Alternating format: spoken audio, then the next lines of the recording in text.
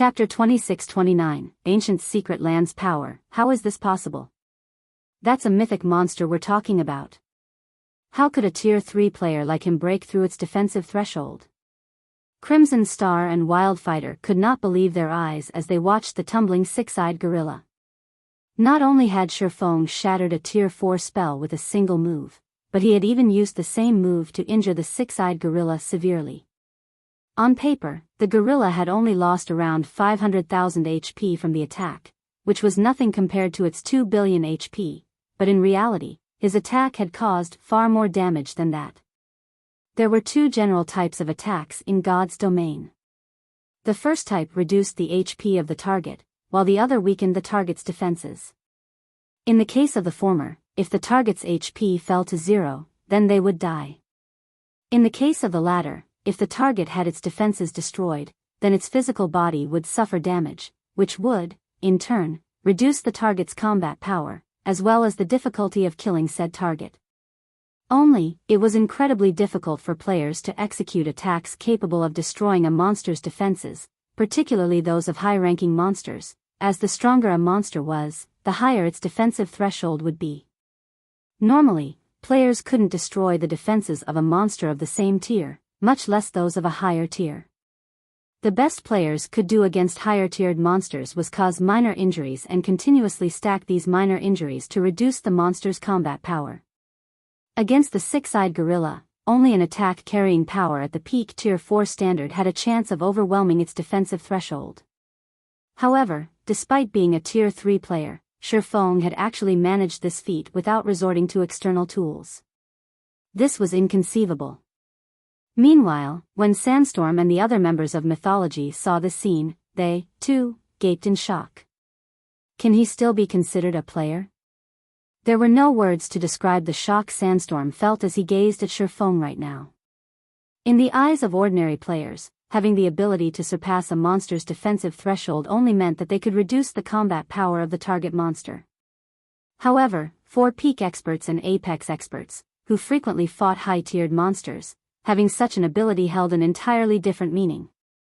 For peak experts and apex experts, having such an ability meant that they could solo kill monsters. The monsters in God's domain were born with high HP and defense, particularly HP. Even if players could inflict over 1 million damage with their attacks, this amount of damage was nothing for high-tiered monsters like mythic monsters. Such damage wouldn't overcome the monster's battle recovery. An army of players was necessary to kill high-tiered monsters. Hence, in God's domain, it was common knowledge that even if a player's raw power surpassed that of high-tiered monsters, solo killing these monsters would still be impossible, especially Grand Lords or higher-ranked monsters. This held true even for current Tier 3 players. However, there was one method that players could use to defeat such high-tiered monsters: executing attacks surpassing the target monster's defensive threshold. Attacks that surpassed a monster's defensive threshold could inflict severe injuries on the monster's physical body. Moreover, after injuring a monster up to a certain point, aside from reducing the monster's combat power, players could also force monsters into a weakened state, which would drastically reduce their defense and maximum HP. If players managed to corner a monster to the point where it entered a heavily weakened state, they could even impose the HP loss debuff on the target monster and thoroughly nullify the monster's battle recovery. If a monster lost its battle recovery, which was also its strongest ability, solo killing it would no longer be impossible. With sufficient stamina and concentration, players could slowly but surely grind the monster to death. Now that Sherfong was capable of surpassing the six-eyed gorilla's defensive threshold, this meant that Sherfong could solo kill it. Meanwhile, a player having the ability to solo kill a Tier 4 mythic monster was simply unheard of in God's domain. At this moment, however, let alone the spectating players, even Sherfong himself found this situation astonishing. Why did Light Shadow's destructive power increase by so much? Sherfong was confused as he looked at the six-eyed gorilla's severed arm. Judging by the damage to its HP, my attack's raw power should still be far from the peak Tier 4 standard. Light Shadow should be just slightly stronger than a Tier 4 spell, yet the actual destruction it caused is no different from that of a peak Tier 4 attack. Could this be due to the ancient Secret Lands environment? Meanwhile, as Shifeng was analyzing the situation, the one-horned bear rushed toward him. The bear's gigantic frame made it seem as if a small mountain was charging at him. In fact, there was even the vague image of a mountain overlapping with the one-horned bear's figure. Tier 4 Skill, Crumbling Mountain. The AoE of the one-horned bear's attack covered a 50-yard radius. Shifeng responded by raising the abyssal blade above his head once more. Light Shadow. When using Light Shadow this time, however, Shifeng placed the majority of his focus on perceiving the mana around himself. He wanted to see just what was enabling his mana technique to exhibit such immense power. When Shifeng started swinging the abyssal blade, another pitch-black wall formed on the battlefield, shattered the Phantom Mountain, and subsequently landed on the one-horned bear's left shoulder. Roar. When the pitch-black wall cut into the one-horned bear's shoulder, the bear let loose an agonized howl. Its HP also instantly fell by more than 620,000. Although Shifeng's attack this time did not sever the one-horned bear's left arm, it prevented the bear from freely moving its injured arm. Now, the bear could rely on only its 2 legs and 1 arm to stabilize itself. After suffering this grievous injury, the one-horned bear continuously growled at Shifeng angrily. However, fear was also clear in the bear's eyes. Upon seeing this scene, Floating Light and those of Violet Sword who were retreating were dumbfounded once more. How is this possible? That move just now wasn't a skill? Floating Light felt as if his worldview had been refreshed when he saw the one-horned bear daunted by Shifeng. In Floating Light's opinion, the attack Shifeng used to injure the six-eyed gorilla heavily should be a special skill. Otherwise, there was no way the attack could be so powerful. However, only 2 or 3 seconds after Shifeng retaliated against the six-eyed gorilla, the swordsman was using the same move against the one-horned bear. There was no way such a powerful skill could have such a brief cooldown. The only explanation for this situation was that Shifeng wasn't using a skill or spell, but a special technique instead. By simply relying on a special technique, Shifeng was actually capable of heavily injuring mythic monsters. Moreover, these mythic monsters were even the ancient Secret Lands region chiefs.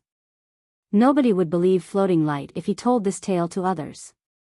After repelling the one-horned bear, Shifeng himself was stunned as well. So, this is the reason why the ancient Secret Land can help players reach Tier 4? Shifeng thought as he looked at the closing spatial tear before him. In God's domain, the greatest difference separating Tier 3 and Tier 4 players wasn't the difference in physique, but the degree of control they had over mana and their application of it. To be precise, it was the degree of control over and application of ambient mana. Controlling and utilizing ambient mana might be something players had started doing since the start of the game, but the standard at which Tier 0 players did it was only at the most basic level. Their efficiency in utilizing mana was extremely low. Hence, players needed to rely on the mana of their fully unlocked mana bodies to guide and utilize the ambient mana for their own use. To put it simply, players had to rely on their own mana bodies to integrate and convert ambient mana into their own mana. By doing so, one would be able to maximize the power they could exhibit with their mana. However, integrating ambient mana was a challenge. Without guidelines or legacies in the outside world to teach players how to accomplish this, players could only rely on themselves to learn how to do so. However, while carefully observing the second light shadow he executed, Shifeng noticed something peculiar about the mana around him. The ancient Secret Land's ambient mana had actually taken the initiative to integrate itself with his mana. This development had drastically increased the amount of ambient mana he could manipulate and, in turn, boosted the power of Light Shadow significantly. However, as he wasn't actively executing this mana integration, his mana usage efficiency was still very low. The additional ambient mana he managed to manipulate had increased only Light Shadow's destructive power, not the mana technique's strength. This was akin to putting an edge on a weapon. While he might have increased the weapon's destructive power, the weapon itself remained unchanged. Even so, this was an incredibly precious situation. After all, there was almost no information available in the outside world that could help players achieve mana integration. Now that the mana here was actively integrating itself with his mana, he could gain some hints on how to do so and increase his learning efficiency. Following which, Shifeng stopped dwelling on this matter. Instead, he executed Light Shadow 2 more times to chop off 1 leg each from the one-horned bear and 6-eyed gorilla. The mobility of these 2 region chiefs has already been greatly reduced. Let's go, Shifeng said as he turned to Crimson Star and Wildfighter, who were still in a daze. After saying so, Shifeng promptly ran toward the ancient city, ignoring the 2 region chiefs. He got through, just like that? Crimson Star and Wildfighter were at a loss for words when they goggled at the 2 region chiefs, which were warily watching Shifeng leave without making a move.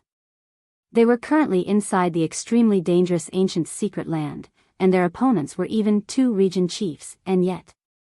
Read latest chapters at Wuxia World. EU. However, Crimson Star and Wildfighter did not linger over this topic for long. They quickly instructed everyone else on the team to ignore the 2 region chiefs and follow Shifeng. Now that the 2 region chiefs had each lost a leg, their mobility was greatly impeded compared to before. It would be almost impossible for them to catch up with Tier 3 players running at full speed. The team could easily escape the 2 region chiefs' perception range before they fully recovered. Team leader, are we still chasing them? A Tier 3 ranger from mythology asked Sandstorm when he saw Shifeng's team leaving. Of course, we are, Sandstorm said as he glared at the Tier 3 ranger.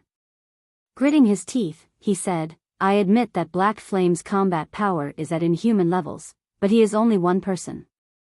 Even if we can't kill Black Flame, I refuse to believe that we can't handle the other players on his team. So long as we get rid of everyone else, Black Flame's plans here will be ruined.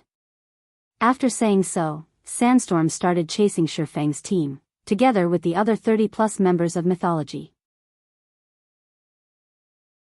Chapter 2630, Tier 4 Divine Will. While the ancient secret land might be known as a secret land, it was several times larger than a large-scale map in the outside world, essentially a miniature world.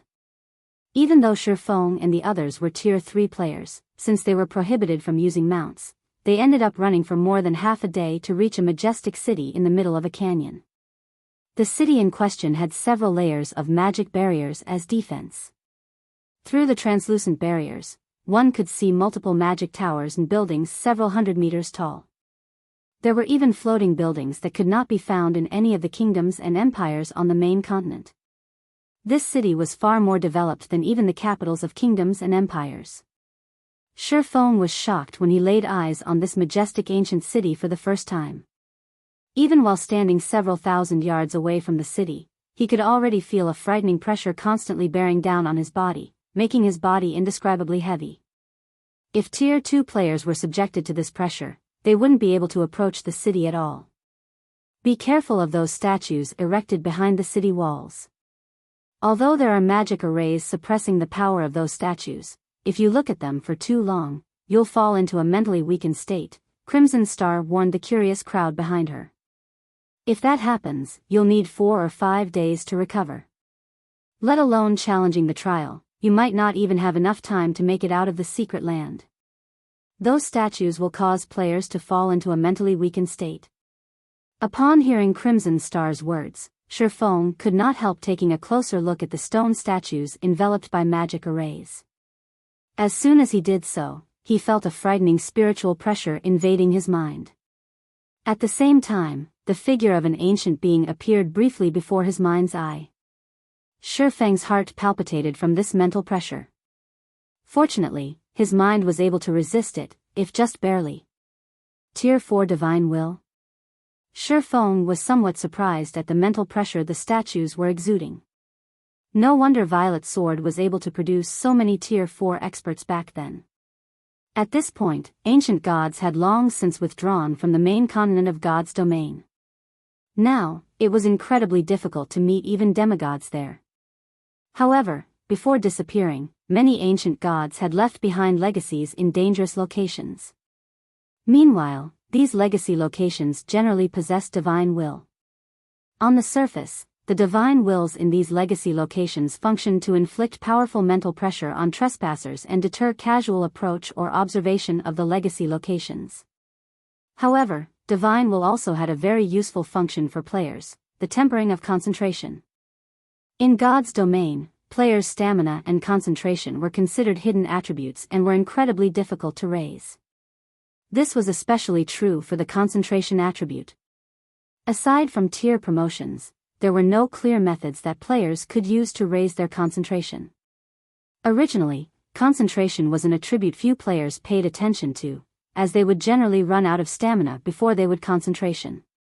However, as more and more players started learning combat techniques, everyone finally understood the importance of concentration. With stronger concentration, not only could players afford to execute many more combat techniques, but they could also reduce the stamina and concentration consumption of combat techniques. Most importantly, powerful combat techniques required sufficiently high concentration. Unfortunately, there weren't many known methods that players could use to reliably increase their concentration. Generally, players could only rely on raising their tiers or improving their brain activity to do so. However, as more and more experts came into contact with ancient locations in Divine Will, they had discovered an astonishing matter: Divine Will could actually be used to raise the maximum limit of players' concentration. Although the improvements were small, players would eventually receive an impressive boost to their concentration over time. However, Divine Will wasn't something that easily found. Moreover, Divine Will couldn't improve a player's concentration in perpetuity. The improvements players could receive from the Divine Will would differ depending on its strength. If players already possessed very powerful concentration, certain Divine Wills might not even be effective on them. Meanwhile, the statues erected within the ancient city contained Divine Will capable of tempering players' concentration up to the Tier 4 standard, hence, Shifeng had referred to it as Tier 4 Divine Will. If a Tier 3 player could elevate their concentration to the Tier 4 standard, it would be of tremendous help when challenging the Tier 4 promotion quest. With stronger concentration, players could better control their body, strength, and mana. They would be able to exhibit much greater potential than they used to. However, due to the magic arrays enveloping those statues, the Divine Will the statues emitted was heavily suppressed. While this weakened Divine Will might be effective on ordinary Tier 3 players, it would be almost no help to Tier 3 peak experts. Tier 3 peak experts that tried to temper themselves using this Divine Will would only exhaust their concentration to no avail. Guild leader Black Flame, ahead of us is the entrance to the trial grounds, Crimson Star said as she pointed at a gigantic gate nearby. As we are challenging the hero trial, we have only one opportunity. If we team wipe inside, we won't be able to enter the trial grounds anymore. However, so long as we have even one person alive, even if everyone else on the team dies, we can still enter the trial grounds after getting automatically resurrected outside.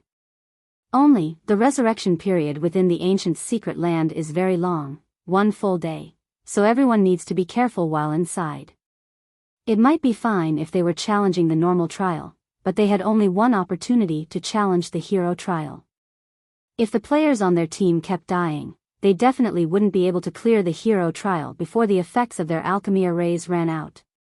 Hence, when challenging the hero trial, controlling the casualty rate was crucial.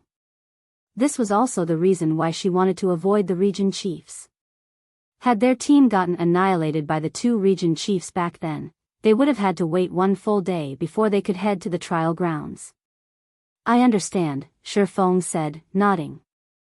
Since Shifeng already understood her intentions, Crimson Star did not say anything more. After all, experts of Shifeng's caliber generally needed only small reminders to know what they should do. Following which, Crimson Star, Wildfighter, and several other Violet Sword members approached the 10-meter-tall teleportation gate. Each of them then took out an ink-black crystal from their bags and started chanting an incantation. As soon as these dozen or so players started chanting, the divine runes engraved on the teleportation gate lit up and drew the ambient mana toward the teleportation gate. While Crimson Star and the others were activating the hero trial, Sandstorm and Mythology's other members were quietly observing the situation from behind a pile of shattered rocks 500 yards away. The hero trial, the female guardian knight standing beside Sandstorm exclaimed in surprise when she identified the divine runes lighting up on the teleportation gate. Violet Sword actually plans to challenge the hero trial now? Are they insane? She had experienced the ancient city's trials herself.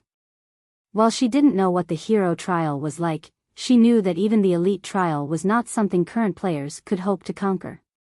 If not for their previous raid team having plenty of advanced battle arrays, they wouldn't have made it to the trial boss's feet. As for the more difficult hero trial, that was something even the current mythology didn't dare dream of challenging. The hero trial? When Sandstorm saw Crimson Star's group activating the hero trial, a wide smile bloomed on his face. Good. Wonderful. Although I don't know what gave Violet Swords and Zero Wings people the courage to challenge the hero trial, this is our chance. Since Crimson Star and Wildfighter are personally activating the hero trial, they can't stop midway without wasting their one chance. This is the perfect time for us to take action. But dealing with Black Flame won't be easy, the female Guardian Knight argued worriedly as she eyed Shifeng, who was standing beside the teleportation gate. With him around, it'll be difficult for us to gain any advantage. Relax. The Vice Commander prepared a trump card for our operation this time, Sandstorm said, grinning. He then took out several gleaming gemstones from his bag. These are Tier 3 magic devouring gemstones, which the Vice Commander obtained from the Demon God's Shrine. If we equip them on level 100 dark gold weapons or above, we can sacrifice the weapon and the gemstone to gain Tier 4 power for a short period. This item isn't subject to any restrictions inside the ancient secret land. The Vice Commander gave me 5 of these as a precaution. So long as we 5 team leaders use this gemstone, we'll have 5 Tier 4 combatants on our side. Including the HP and defense we'll gain from the advanced battle array, we should be able to pin down Black Flame with just 3 people. The remaining 2 team leaders will lead the rest to slaughter Violet Swords and Zero Wings members. All their efforts will go down the drain. Read latest chapters at Wuxia World. EU, if you had such treasures on you, why didn't you take them out earlier? The female Guardian Knight grumbled as she rolled her eyes at Sandstorm. Previously, the task their Vice Commander gave them was for them to spoil Violet Sword's plan, as well as kill Shifeng if possible. With the magic devouring gemstones, while they might not be capable of killing Shifeng, spoiling Violet Sword's plan would be child's play. After all, players that died in the ancient secret land needed to wait 1 full day to get resurrected. If they could kill a significant number of Violet Swords and Zero Wings members, the 2 guilds would waste 1 day of the alchemy array's operational time, which would, in turn, drastically reduce the 2 guilds' odds of clearing the hero trial. And if they could interrupt the activation of the teleportation gate, they would thoroughly shatter Violet Sword's plan of raiding the hero trial. Alright, 1 for each of you, Sandstorm said as he distributed the magic devouring gemstones to the 4 other team leaders on the team. He then looked toward Shifeng and said, "It's time we let Black Flame know how foolish it is to offend mythology." Chapter 2631, Yan Xiaoqian taking action. As Crimson Star and the others chanted their incantation, a spatial tunnel gradually opened in the teleportation gate. The moment the spatial tunnel appeared, everyone present felt an ancient aura spilling out from it as if a dragon from the abyss had just awakened. An unprecedented pressure bore down on their bodies. So, this is the hero trial? Shifeng was inwardly astonished when he felt the pressure on his body. The strength of this aura practically rivals that of a demigod. Even Tier 3 experts will most likely have difficulty exhibiting combat power at the Tier 2 standard while inside. While the pressure an aura subjected players to was not fatal, it would affect their combat power. At this moment, the aura leaking out of the spatial passage was so powerful that it made even Shifeng feel very uncomfortable. If other Tier 3 players were to fight while subjected to this aura, their combat power would definitely suffer. There are still 40 seconds left until the teleportation gate is fully activated. A mana shockwave will occur when that happens. Floating Light, start constructing a barrier. Crimson Star said through the team chat when she saw the spatial passage stabilizing. Understood. Upon hearing Crimson Star's command, Floating Light promptly ordered Violet Sword's Tier 3 magical classes to construct a Tier 3 defensive barrier. While a mana shockwave wouldn't cause direct damage, players that got hit by one would have their control over and perception of mana weakened significantly for a certain period. Players might even lose the ability to use skills and spells during this time. On Violet Sword's first attempt at the normal trial, the raid team dispatched had failed to take this mana shockwave into account. As a result, the raid team had suffered from a runaway mana state for one whole day. However, as Violet Sword's members were constructing the defensive barrier, a low shout came from a distance. A chance.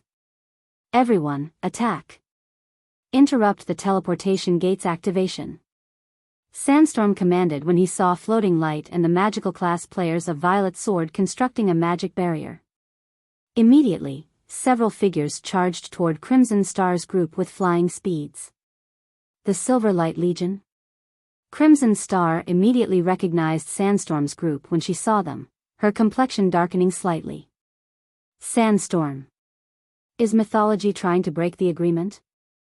If their team had come across Sandstorm's group under normal circumstances, she wouldn't have paid mythology's members any attention at all. However, Violet Sword's peak experts were currently occupied with activating the teleportation gate and defending against the resulting mana shockwave. They barely had any manpower available to repulse Sandstorm's group. Meanwhile, Sandstorm's team consisted of Void Realm experts or better. If these people attacked now, the consequences would be unimaginable.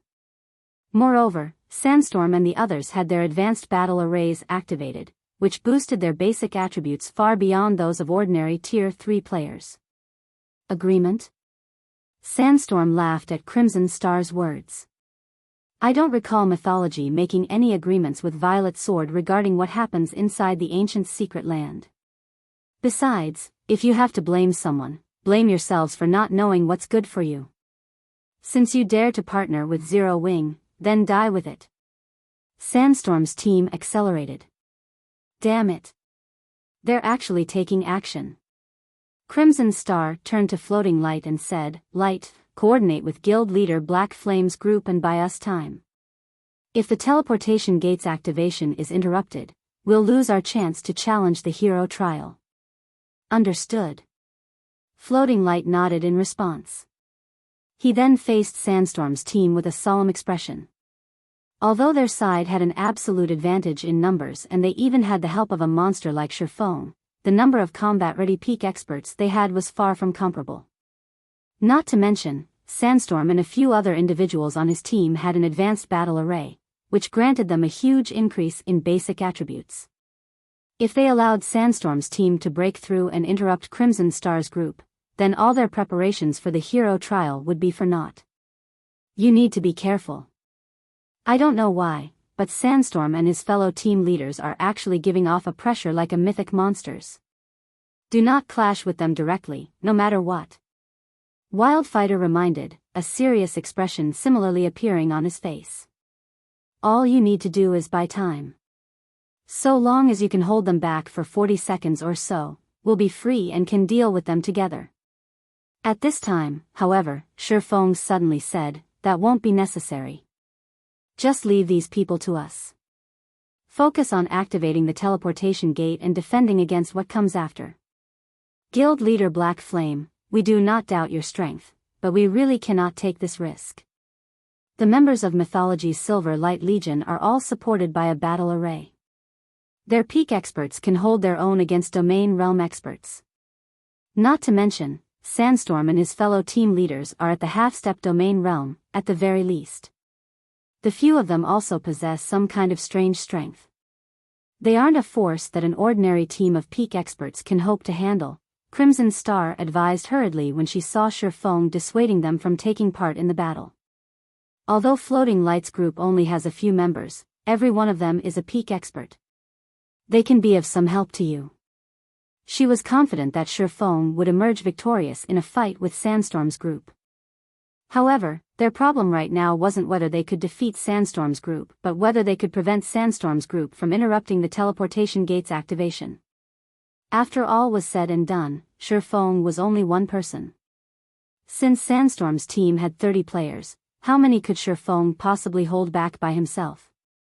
Wildfighter also nodded in agreement with Crimson Star's words. He felt that Shifeng was being perverse about keeping up appearances. Don't misunderstand. We are fully capable of stopping this level of combat power. If you still feel uneasy, I won't object to you joining the battle, Shifeng said, chuckling at the anxious expressions on Crimson Star's and Wildfighter's faces. Although Shifeng did not speak that loudly, everyone present was a Tier 3 expert with extraordinary senses. Hence, even Sandstorm's group, which was still several hundred yards away, heard him clearly. Stop us?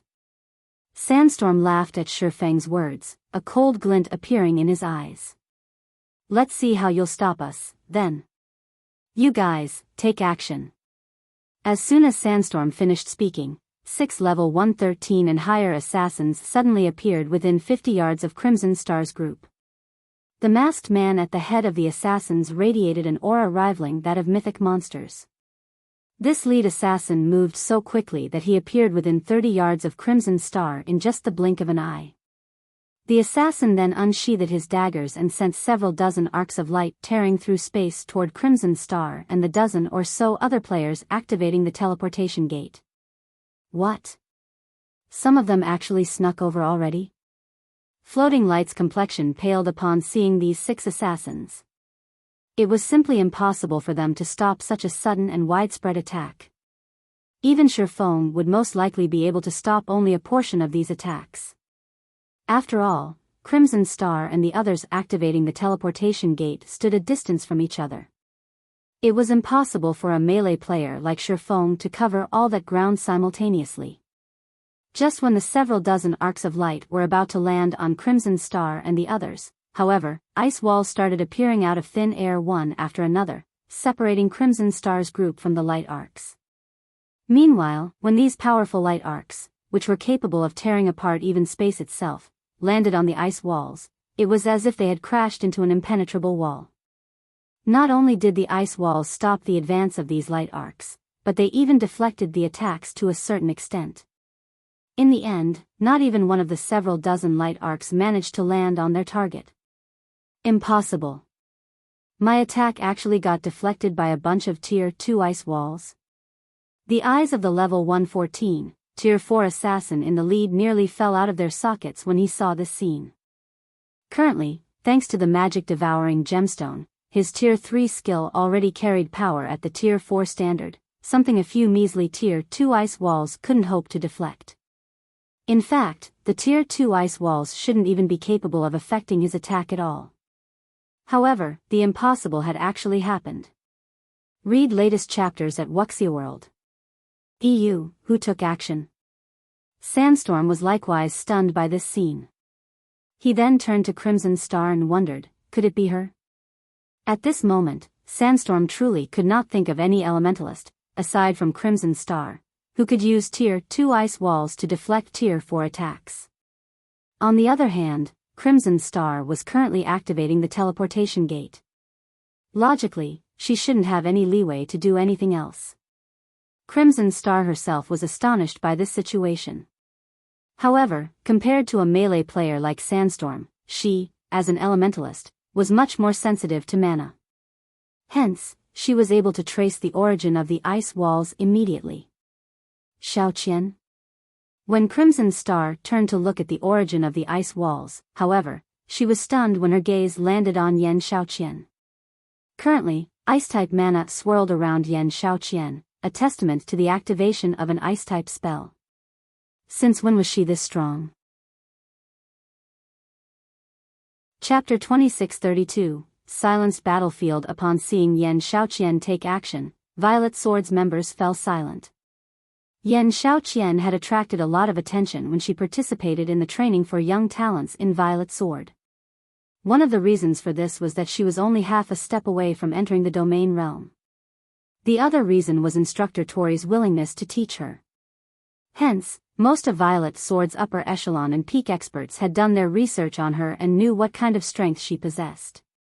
However, the current Yan Xiaoqian was like a completely different person from the one they knew. She had single-handedly stopped the attack of a peak expert whose basic attributes were at the Tier 4 standard. Moreover, this Tier 3 assassin expert was also clearly only half a step away from the domain realm. Of the Violet Sword members present, even domain realm experts like Crimson Star and Wildfighter might not be able to stop the assassin's attacks completely, yet Yen Xiaoqian had. Naturally, this surprised Violet Sword's members. Her mana body is fully unlocked. Wildfighter, who stood relatively close to Yen Xiaoqian, revealed astonishment on his face when he sensed intense mana fluctuations from her. Her mana body was only at a little more than 50% potential 3 days ago. What did Zero Wing do? Upon hearing Wildfighter's words, realization dawned upon the other Violet Sword members present, and every one of them stared at Yen Xiaoqian in even greater astonishment. This was especially true for Floating Light, who had trained under Instructor Tori together with her. How is this possible? This is the mana body we are talking about. How can she fully unlock it in just 3 days? Floating Light's eyes widened in shock as he gaped at Yen Xiaoqian. For a moment, he felt as if he was looking at a stranger. When it came to talent in combat, he was superior to Yen Xiaoqian. In addition, after he had trained in the ancient Secret Land's special training ground, his combat power was now recognized as almost equal to Solitary Frost's. In theory, he should be far superior to Yen Xiaoqian. Now, however, it turned out that Yen Xiaoqian's combat power actually surpassed his by a large margin. However, before Violet Sword's members could react to this unexpected development, Mythology's lead assassin made another move. This time, though, he dashed forward at great speed instead of launching a ranged attack. In no time at all, the lead assassin arrived within 10 yards of Crimson Star's group, this situation causing the expressions of Crimson Star and the others to darken. The assassin class wasn't known for its ranged attacks, the class truly shone in close combat. This was especially true for the explosive power the class could exhibit at melee range. Moreover, with the agility of the assassin class, trying to pin one down using ranged spells was extremely difficult, all the more an assassin with Tier 4 basic attributes. That little girl's defensive measures might be brilliant, but at this distance, I want to see how she'll stop my attacks, the lead assassin said as he got within 5 yards of Wildfighter. Tier 3 skill, Absolute Shadow Assault. Immediately, the assassin's body split into multiple shadows to assail Wildfighter, these shadows causing the surrounding space to crack as they approached the berserker. These shadows were so powerful that even Guardian Knights and Shield Warriors would die instantly if struck, let alone a berserker like Wildfighter. It's over. Upon seeing the rapidly approaching shadows, Wildfighter involuntarily shut his eyes. As he was currently activating the teleportation gate, he couldn't afford to defend against the attack at all, doing so would cancel the process. Moreover, even if he weren't occupied with the gate's activation, he still wouldn't be able to get away unscathed from such a powerful attack. After all, not only did these shadows carry power at the Tier 4 standard, but they were also strengthened by a basic combat technique. Just as the several shadows were about to devour Wildfighter, however, a figure suddenly descended from above and transformed into 4 identical copies of themselves, which then struck at the assaulting shadows. Pung! Pung! Pung! The clangor of weapons repeatedly echoed throughout the area before the teleportation gate. Multiple cracks extending up to 30 yards away appeared on the ground. The frightening shockwaves resulting from the clashes almost toppled the nearby peak experts. When the dust settled, a male youth wielding a great sword appeared, standing quietly before the lead assassin from Mythology. Since the youth's HP bar remained full, it was obvious that he had successfully fended off the lead assassin's attack. Solitary Frost? Wildfighter could not help doubting his eyes when he saw the youth shielding him. Even in his peak state, Wildfighter doubted he could perfectly defend against the lead assassin's attack. However, not only did Solitary Frost remain unscathed after repelling the lead assassin's attack, but the youth had also kept Wildfighter from coming to harm. The combat power Solitary Frost had just displayed was completely different from what Wildfighter remembered. He fully unlocked his mana body as well. When Crimson Star saw that Solitary Frost was similarly exuding a frightening amount of mana from his body, astonishment and confusion appeared in her eyes.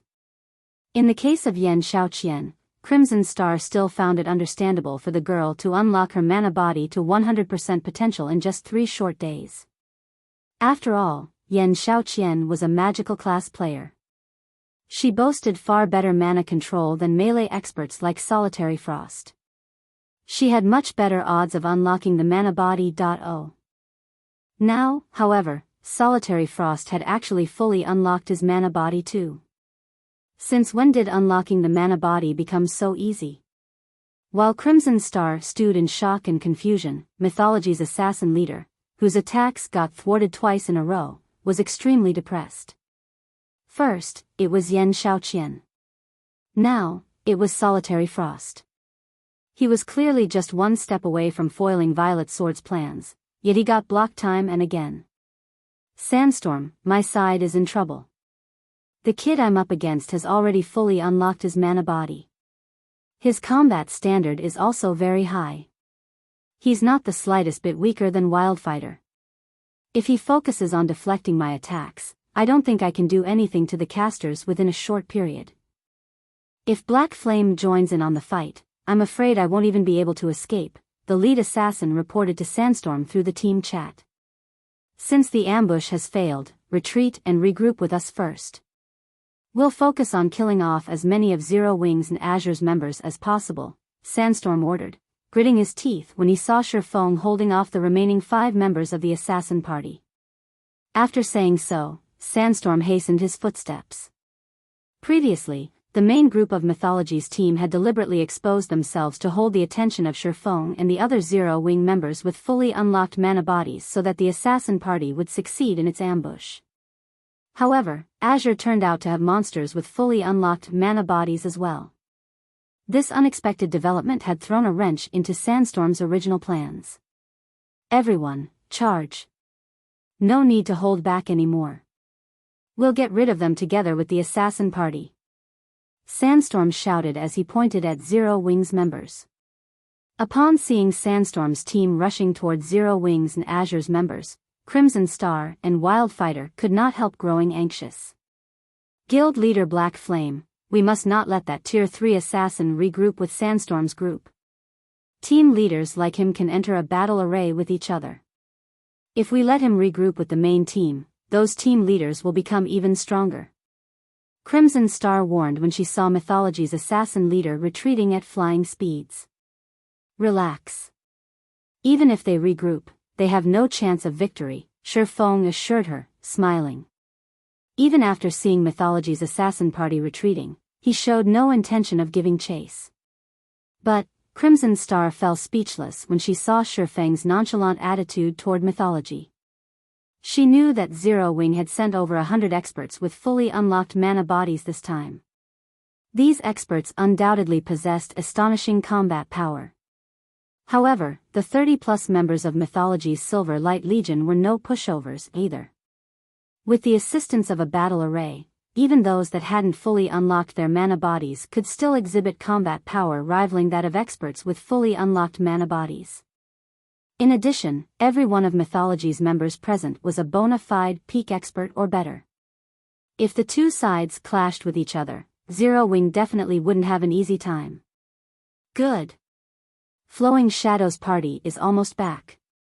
Everyone, get ready. It's time we let Zero Wing and Azure know the power of Mythology.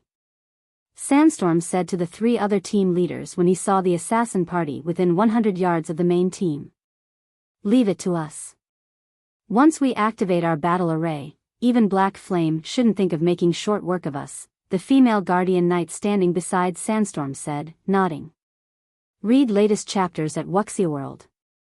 EU. However, just as Mythology's assassin party was about to rejoin Sandstorm's group, Shifeng glanced at Aqua Rose, who stood beside him. In response, Aqua Rose nodded and said calmly, everyone, no need to continue hiding. Let these people know our true power.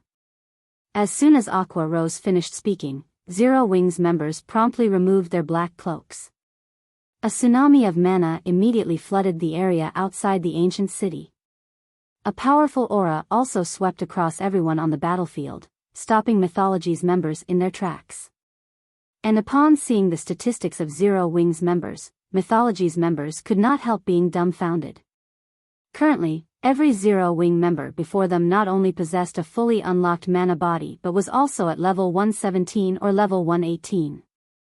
Zero Wings melee players were especially eye-catching as every one of them actually boasted dark gold set equipment. Chapter 2633, Monsters, those levels. How is this possible? Are they monsters? At this moment, let alone Mythology's members, even Violet Sword's members were stunned to see the levels of Zero Wings members. Currently, even the peak experts of the various superpowers had reached only level 113 or level 114. However, even the lowest leveled Zero Wing member present was at level 117, far ahead of the superpowers' peak experts. Team leader Sandstorm, all of them have fully unlocked their mana bodies. Moreover, their equipment standards are quite high, especially for those melee players. I'm afraid we'll need a lot of time and resources to kill them. If Violet Sword side manages to free up some manpower in the meantime, we'll be in danger, a Tier 3 Berserker from Mythology warned Sandstorm as he looked at the 100+ Zero Wing members before them. Although the team leaders on their team had all fully unlocked their mana bodies, no one else on the team had. They only had the assistance of a battle array. However, even if they possessed superior basic attributes to Zero Wings members, they definitely wouldn't be superior by much, judging by the equipment standard of Zero Wings members. If it came down to a fight, they wouldn't have much of an advantage even in a one-on-one fight. Not to mention, their team only had 30-odd members, whereas Zero Wings' side had more than 100 players. Overall, they were at a complete disadvantage. Damn it. You guys retreat. Sandstorm ordered, his complexion darkening as he gazed at Zero Wings members. He then turned to the female guardian knight beside him and said, "Feather, you and the other team leaders continue fighting. We'll kill as many as we can. Retreat as soon as Crimson Star's group finishes activating the teleportation gate." "Got it," replied the female guardian knight named White Feather, unopposed to Sandstorm's decision. Team leaders like herself and Sandstorm currently possessed power at the Tier 4 standard. With the assistance of the battle array, their basic attributes were far superior to those of Zero Wings members. Out of the Zero Wing members present, only Sherfone could actually put them in a bind. However, if the 5 of them split up and took action independently, they could slaughter quite a few of Zero Wings members. Moreover, they had already used the precious magic devouring gemstones for the operation. If they still failed to produce any results, they would definitely be punished. Obedient to Sandstorm's command, everyone from Mythology, aside from the 5 team leaders, promptly turned around and fled. However, as soon as Mythology's members took flight, a clear and crisp voice entered everyone's ears. "Don't even think of getting away so easily." In the next moment, a magic array rapidly spread out from beneath Zhao Yueru's feet, summoning a barrier of flames. Covering a 500-yard radius around Zhao Yueru, the barrier trapped all of Mythology's members within it. "Bastard!" Sandstorm bellowed in rage when he saw the barrier of flames rise. He immediately charged straight at Zhao Yueru, his movement speed astonishing Violet Sword's members. Sandstorm was at least twice as fast as the assassin leader that attacked Crimson Star's group earlier.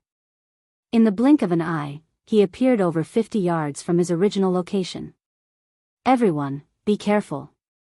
He's already capable of perfectly integrating advanced footwork into his movement skill. Do not clash with him directly." Wildfighter warned, a grim expression appearing on his face at Sandstorm's astonishing speed. Among the various types of combat techniques available, the most difficult type to integrate with skills and spells was footwork. Integrating footwork with a movement skill was especially challenging. Even in Violet Sword, only a few individuals were capable of this. Anyone who achieved this integration could freely weave their way through an army of tens of thousands. Not to mention, Sandstorm's basic attributes were currently at the Tier 4 standard. With the combination of his speed and strength, he was basically unstoppable. In just 3 seconds, Sandstorm penetrated Zero Wing's defensive line and arrived behind Zhao Yueru. He then executed a downward slash at the elementalist's back using the silver short sword he wielded. Die, you hindrance! Sandstorm bellowed. Immediately, mana gathered around his short sword and coalesced into a great sword that left a dark void in its wake. Just when the great sword was about to land on Zhao Yueru, however, a lithe figure suddenly appeared beside the elementalist and sent a sword light cutting at the great sword. Boom! A loud explosion shook the battlefield, and the space surrounding the point of collision shattered into oblivion. The resulting shockwave sent all the players within a 10-yard radius of the explosion's epicenter flying. Impossible. She blocked it? White Feather, who was watching from a distance, doubted her eyes when she saw Gentle Snow stopping Sandstorm's attack. Although Sandstorm was an assassin, he had been drastically strengthened by the magic-devouring gemstone and the advanced battle array. His current strength far exceeded that of ordinary mythic monsters of the same level. With the boost in power his Tier 3 skill provided, his attack should be capable of repulsing even bona fide mythic monsters. However, despite being merely a Tier 3 player, Gentle Snow had actually managed to receive the attack without losing any ground. A special skill? Sandstorm muttered. Although he was similarly surprised that Gentle Snow stopped his attack, he quickly realized the reason why she was able to do so. I don't know what skill you used to stop my attack, but since it is a skill and not a combat technique, you'll only be able to stop me once. I refuse to believe you can continue stopping me. After saying so, Sandstorm readied himself to launch another attack. However, as if Gentle Snow had long anticipated this, she intercepted him, executing 4 attacks with her great sword. Will of Light. 4 extreme slashes. Boom! Boom! Boom! Boom! Sandstorm quickly responded to Gentle Snow's intervention, rapidly brandishing his short sword to defend against the 4 slashes. Every attack he blocked sent him stumbling 1 step back. Are you done using your skill yet? Although Sandstorm was forced to retreat by 4 steps, he still maintained a calm expression. He then smirked and said, "If you're done, it's my turn now." However, just as Sandstorm finished speaking, Gentle Snow raised Glorious Will above her head. At the same time, her body started releasing a sacred glow that suppressed even the space around her. Disappear! Gentle Snow shouted as she swung Glorious Will down at Sandstorm. A boundless light devoured Sandstorm. Myth of Light. With just 1 attack, Gentle Snow obliterated everything before her within 100 yards. Even space itself shattered. As for Sandstorm, he went flying over 100 yards away, his HP falling below 50% and his body covered in injuries. When he hit the ground, the impact created a huge crater. Upon seeing this scene, everyone present was astonished. Violet Swords and Mythology's members, in particular, could not help gaping in shock. Just how many cards does Zero Wing have hidden? Crimson Star wondered aloud as she stared at Gentle Snow. First, it was Shurfeng. Now, it was Gentle Snow. Gentle Snow was clearly only at the Void Realm standard.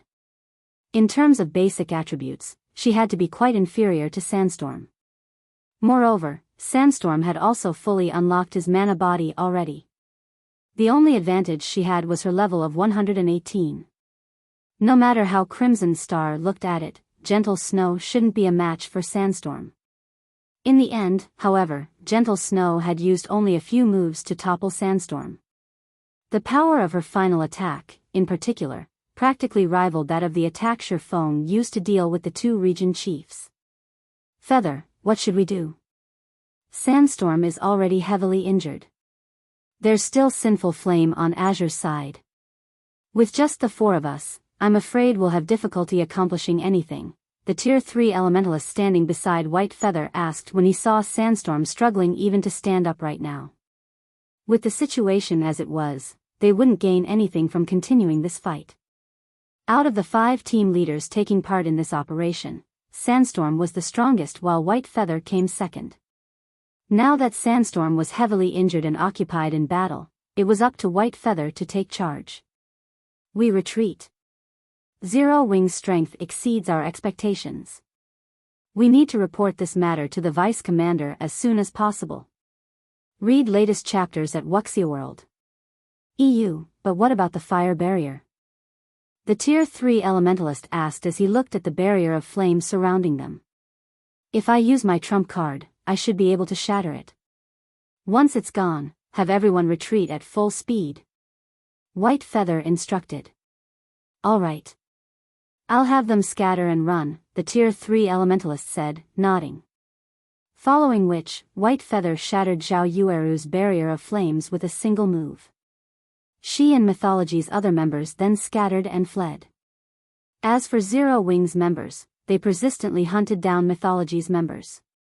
In the end, they killed not only 20+ of Mythology's peak experts but also Sandstorm and 2 other team leaders, inflicting severe losses on Mythology's Silver Light Legion. Word of this battle also quickly spread throughout Violet Light City, shaking all those who heard it.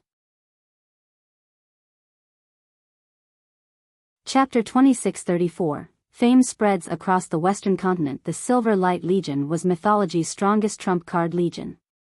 It might not have many members, but every member had astonishing combat power. Moreover, the peak experts of the Legion all possessed the assistance of a battle array.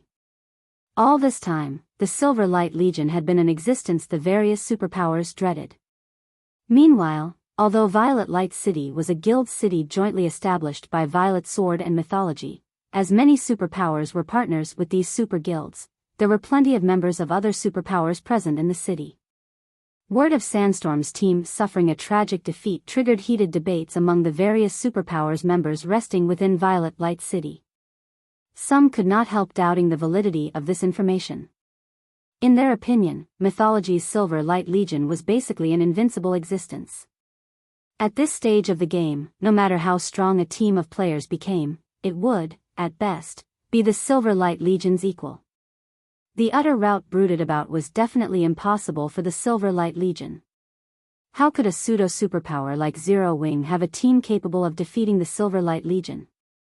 While the various superpowers operating in Violet Light City were looking into this matter, White Feather and the other survivors of Sandstorm's team were currently standing inside a meeting room in Mythology's residence and reporting about it to the white-haired youth before them.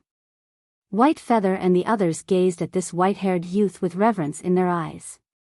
This was because this white-haired youth was none other than the Silver Light Legion's vice commander, Prosciutto, nicknamed the Silver Ghost.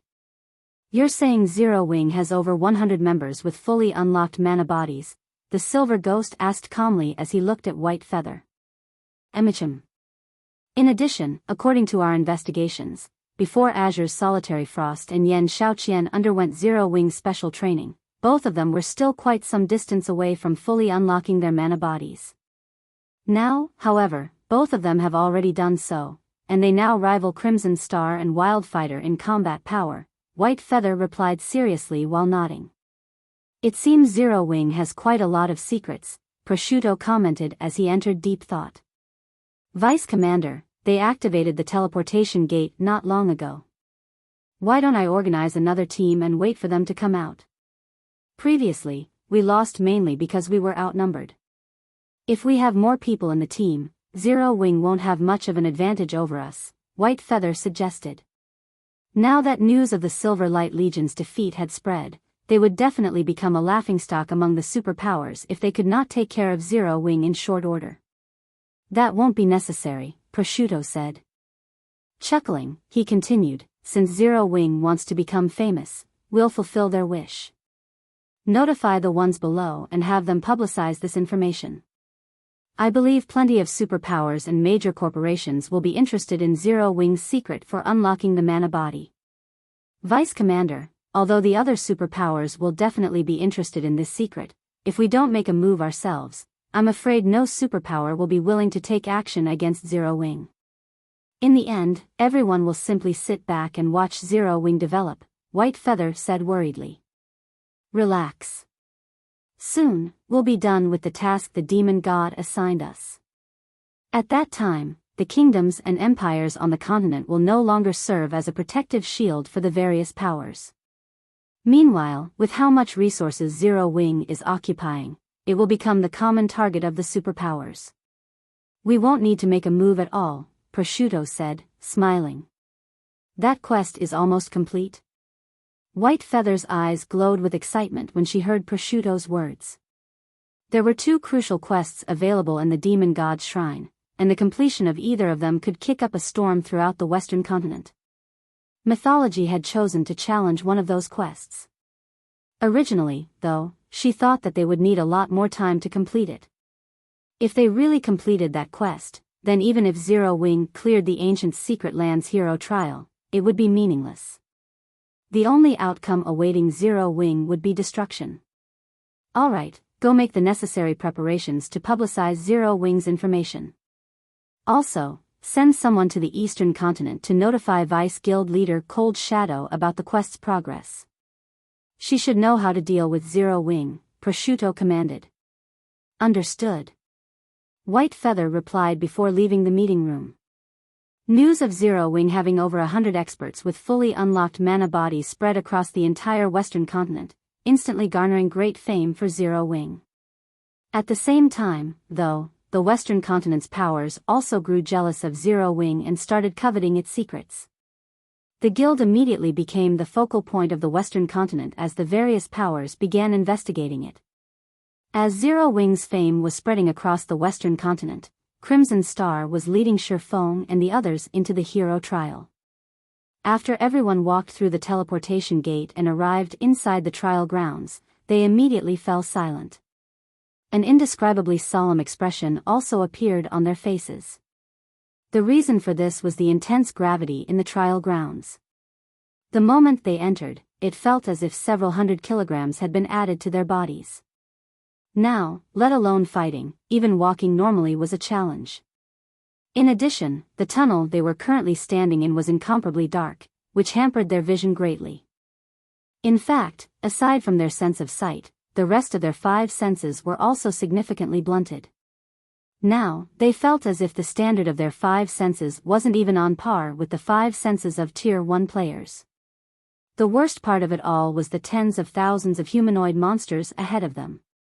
Aside from being fully geared in armor, these humanoid monsters also held longswords and carried longbows on their backs. Looking at this scene, everyone could not help feeling that they had just entered an ancient battlefield. Trial Warrior, Dark Creature, Great Lord, Level 120 HP 100 00000/100 0000000. Trial Elite, Dark Creature, Grand Lord, Level 121 HP 430 00000/430 0000000. However, before everyone could digest the information before them, the sound of system notifications entered their ears. System, you have discovered the hero trial space. System, hero trial activated. You have 5 natural days to complete the trial. You will be awarded based on the trial's completion rate. 5 days? How can we possibly get through so many monsters in just 5 days? Floating Light suspected that the system was toying with them when he stared at the endless trial warriors and trial elites before him. The monsters in this trial space were ordinary monsters, which normally wouldn't pose much of a threat to the experts on their team. However, that was in the outside world. Inside the trial space, their physical bodies and 5 senses were heavily suppressed. Even a domain realm expert like himself could barely exhibit 30% of his normal combat power under such a suppression. At this moment, he would have great trouble fighting the trial warriors in a one-on-one situation, let alone the trial elites. Meanwhile, there was only one path in this trial space, so there was no way they could avoid the trial warriors and trial elites entirely. The only way to get to the trial boss was to kill these monsters and gradually carve out a path. Meanwhile, when Crimson Star and Wildfighter, who had started growing optimistic of success after witnessing Zero Wing's strength, saw this scene, they were likewise stunned.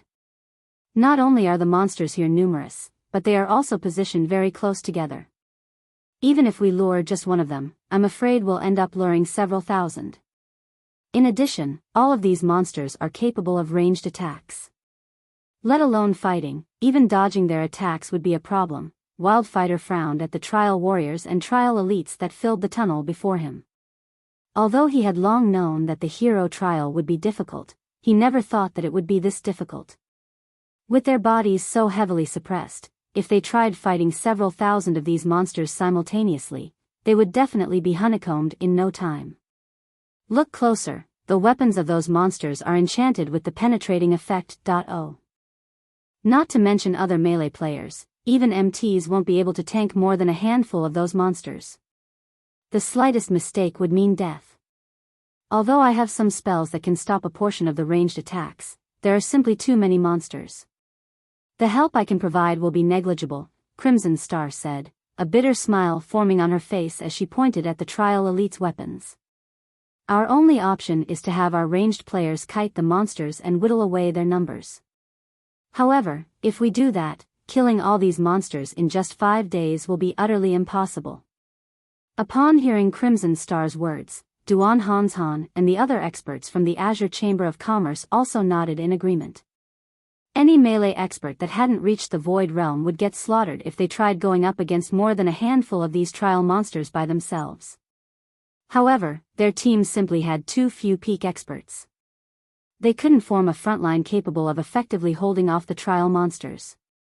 Their only option was to have the ranged players kite the monsters and have the melee players repel any monsters that got too close for comfort. However, while this strategy was very safe, the efficiency was abysmal. Vice Commander Crimson, you say can block a portion of the ranged attacks? Shifeng asked after giving the matter some thought. Yes. I can block roughly 20% to 30% of the ranged attacks. However, there are simply too many monsters here. Against the attacks of several thousand monsters, even if I manage to block 30%, it will do little to no good for those dodging the attacks, Crimson Star said, nodding. Read latest chapters at Wuxia World.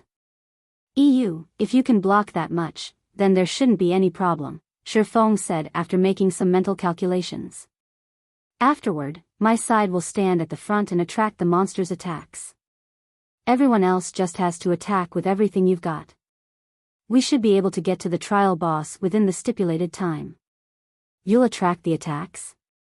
Crimson Star was stunned by Shifeng's words. She simply couldn't understand why Shifeng didn't consider this a problem. These were the simultaneous attacks of several thousand monsters they were talking about. Moreover, some of these monsters even had weapons with enhanced penetrative effects. Not to mention, in this horrible environment, even peak experts would have difficulty evading the attacks of the trial monsters, let alone Zero Wings members, who were mainly at the refinement realm standard. However, before Crimson Star and the others could react to Shifeng's proposal, the swordsman had already commanded Zero Wing's 100+ experts to take action. And these Zero Wing members immediately charged at the nearby trial warriors and trial elites without the slightest bit of hesitation.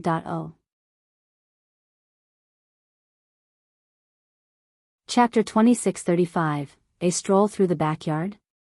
Upon seeing Zero Wings members dash straight toward the nearest group of trial monsters, Violet Swords and Azure's members gaped in shock.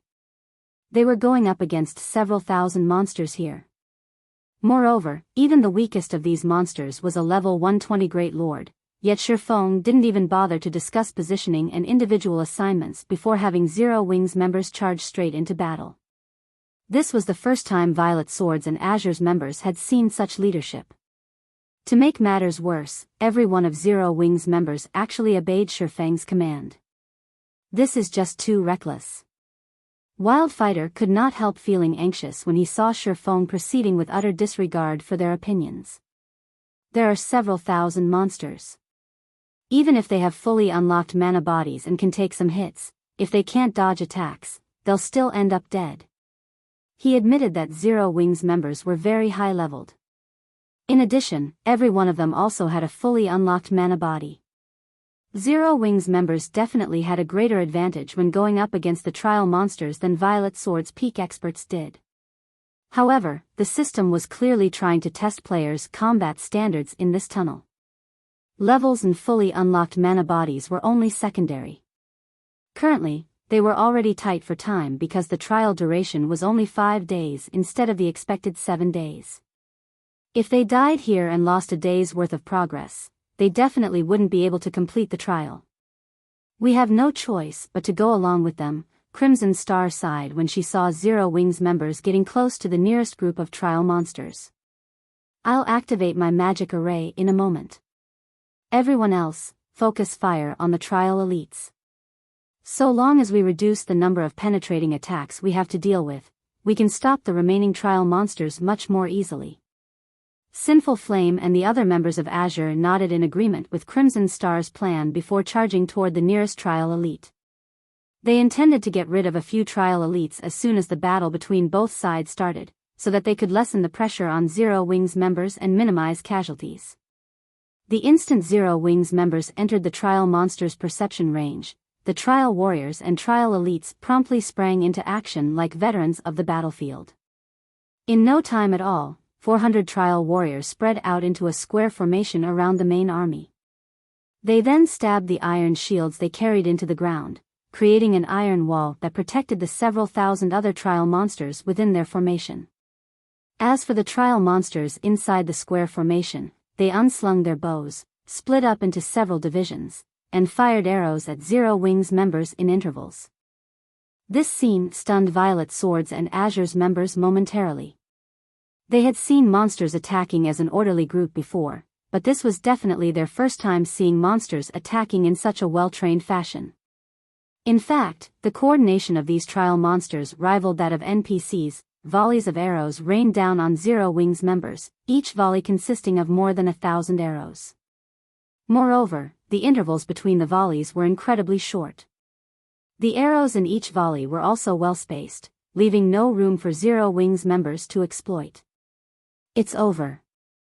Even peak experts will have difficulty dodging and blocking all those arrows. With the combat standards of Zero Wings members, several volleys would be enough to annihilate them. Wildfighter's complexion darkened significantly when he saw the spate of arrows bombarding Zero Wings members.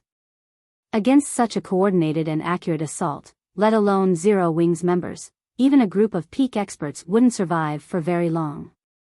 Although the attack pattern was very monotonous, the arrows flew incredibly fast. In addition, they came in torrents. There was a limit to the number of actions and reactions a person could make within a certain period. Over this limit, even domain realm experts would be rendered powerless and could only watch as they got killed. Although these arrows didn't carry a lot of power, they still weren't attacks players like themselves could afford to receive casually. At this moment, every one of Zero Wings members would have to go up against at least 10 arrows simultaneously, with some unlucky ones having to go up against as many as 20. After factoring in the speed of the arrows, these numbers had already exceeded the limits of even Tier 3 peak experts. Only domain realm experts would be able to accurately determine the trajectories of these arrows and react to them in time. Just when the first volley of arrows was about to land on Zero Wings members, a voice appeared in the team chat. Vice Commander Crimson, activate your defensive magic array. Shifeng ordered unhurriedly as he looked at the descending arrows. Got it. Upon hearing Shifeng's command, Crimson Star snapped out of her daze and waved her staff, completing the activation of the magic array she had prepared beforehand. A silver barrier bloomed from the center of Zero Wings formation, instantly expanding to cover a 200-yard radius and enveloping all of Zero Wings members within it. Tier 3 Curse, Aerial Defense. Aerial Defense was a curse that had a certain probability of invalidating the flying tools within its range. It was similarly effective against arrows. In the next moment, more than 20% of the first arrow volley clattered to the ground. Now, only about 900 arrows continued flying toward Zero Wings members. Even so, Violet Swords and Azure's members still wore grim expressions on their faces. Although the number of arrows had been reduced to around 900, the number of attacks each of Zero Wings members had to face still exceeded the limit of peak experts, let alone refinement realm experts. As Violet Swords and Azure's members were shaking their heads and sighing, Zero Wings members started maneuvering around the arrows, dodging them effortlessly as if they had long since known the trajectories of these arrows. From afar, it seemed as if Zero Wings members were dancing in a rain of arrows. When the first volley of arrows ended, not a single Zero Wing member had suffered a direct hit. While some Zero-Wing members had lost roughly a quarter of their HP, that was merely a result of them defending against the Trial Elite's penetrating arrows. The HP they lost was also instantly replenished by the healers on the team. How was that possible?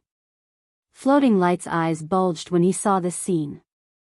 Against that volley of arrows, even he wouldn't have such an easy time blocking and defending. However, Zero-Wing's members had dealt with the volley of arrows as if they were just strolling through their backyard.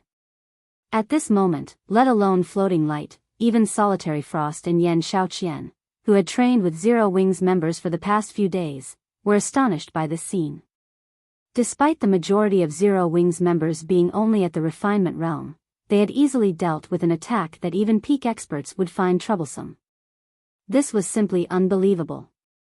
They can actually block and dodge that kind of attack so easily? Just what kind of training do they normally undergo? Xiaoqian's heart roiled with confusion as she looked at Zero-Wing's refinement realm experts. What Xiaoqian and the others did not know was that Zero-Wing's core members had long since familiarized themselves with attacks like the Trial Monster's arrow attacks. After all, they faced much worse when they were training at the Extraordinary Tower's first floor. In fact, in the opinions of Zero-Wing's members, blocking and dodging the Trial Monster's arrow attacks would still be a cakewalk even without Crimson Star's support. After enduring several volleys of arrows, Shifeng noticed that all of the agitated Trial Monsters had shifted their attention to Zero-Wing's members. He then ordered through the team chat, "We've stabilized the aggro. Everyone, start attacking." Upon hearing Shifeng's command, Violet Swords and Azure's members snapped out of their daze and started launching attacks at the Trial Monsters, together with Zero-Wing's members. Because Zero-Wing's members were holding aggro, everyone else could attack freely without having to worry about getting attacked themselves. As a result, the Trial Monsters fell rapidly, one after another.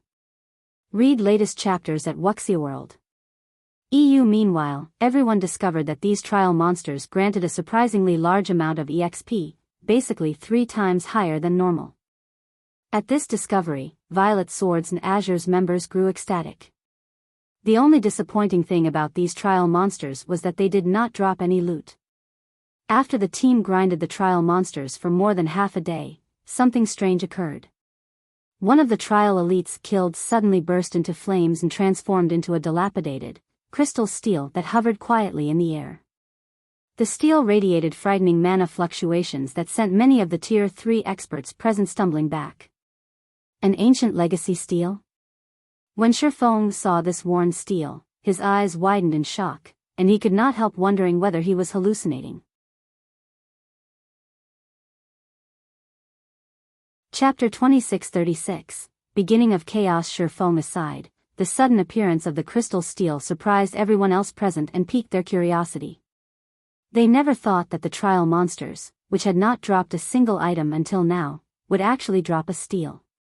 What an amazing steel! It's causing the ambient mana density to skyrocket just by hovering there. Even the surrounding space has become heavier.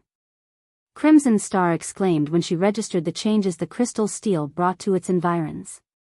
If a Tier 2 player were here, they wouldn't even be able to approach it. In regard to this situation, though, Violet Swords members could not help a little disappointment. Even a fool could tell that the crystal steel was extraordinary. However, according to the agreement between Zero-Wing and Violet Sword, aside from the trial boss's loot, every other discovery made and loot found in the trial would belong to Zero-Wing. Hence, they could only look at the steel. What is this steel? Not only can it not be appraised, but you can't even touch it. It's as if this steel doesn't exist in this space, Aqua Rose said with a gloomy expression on her face as she stood before the steel. Could it be a holographic projection? This crystal steel was incredibly precious. Even if they couldn't appraise it and discover its uses, they could still set it up inside a room to increase the room's mana density. This room could then be used as a training facility for players. However, if this treasure was merely a hologram, then it can't even serve as a decoration. This isn't a hologram. It's just that we can't touch it, Shifeng said, smiling. Guild leader, you're still in the mood for jokes? If we can't touch it, then we can only look at this steel and nothing more, Aqua Rose said anxiously when she saw Shifeng's nonchalant attitude toward the situation.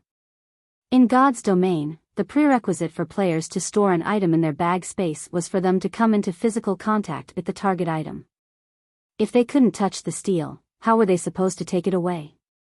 Looking at it is indeed our only option, Shifeng said, nodding while smiling. This steel isn't an item that can be taken away. The only thing we can take away is the information recorded on it. The existence of ancient legacy steels was still foreign to the current players of God's domain because these steels appeared only in ancient ruins or secret lands. In the past, the discovery of an ancient legacy steel would always trigger a storm of bloodshed. This was because ancient legacy steels recorded the lost technology of ancient civilization. Any guild that managed to get their hands on this technology could undergo a qualitative transformation. In Shifeng's previous life, a total of 5 ancient legacy steels had appeared in God's domain. During the 10 years God's domain had been in operation, only 5 ancient legacy steels had appeared. One could easily imagine the value of those steels. This was also the reason why Shifeng was so excited to see the ancient legacy steel appear in the hero trial. Take away the information recorded? Aqua Rose was confused by Shifeng's words. No matter how she looked at the steel, she simply couldn't imagine how he was going to take away the information on it. Currently, they couldn't touch the steel at all. And even after using the master-ranked appraisal, she still couldn't extract any information from the steel. Just how were they supposed to take the recorded information? You can't extract the information recorded on the steel using normal methods. Not only is the information recorded massive, but it is also extremely complex. If you wish to extract the recorded information, you have to record the magic arrays carved on the steel, Shifeng explained.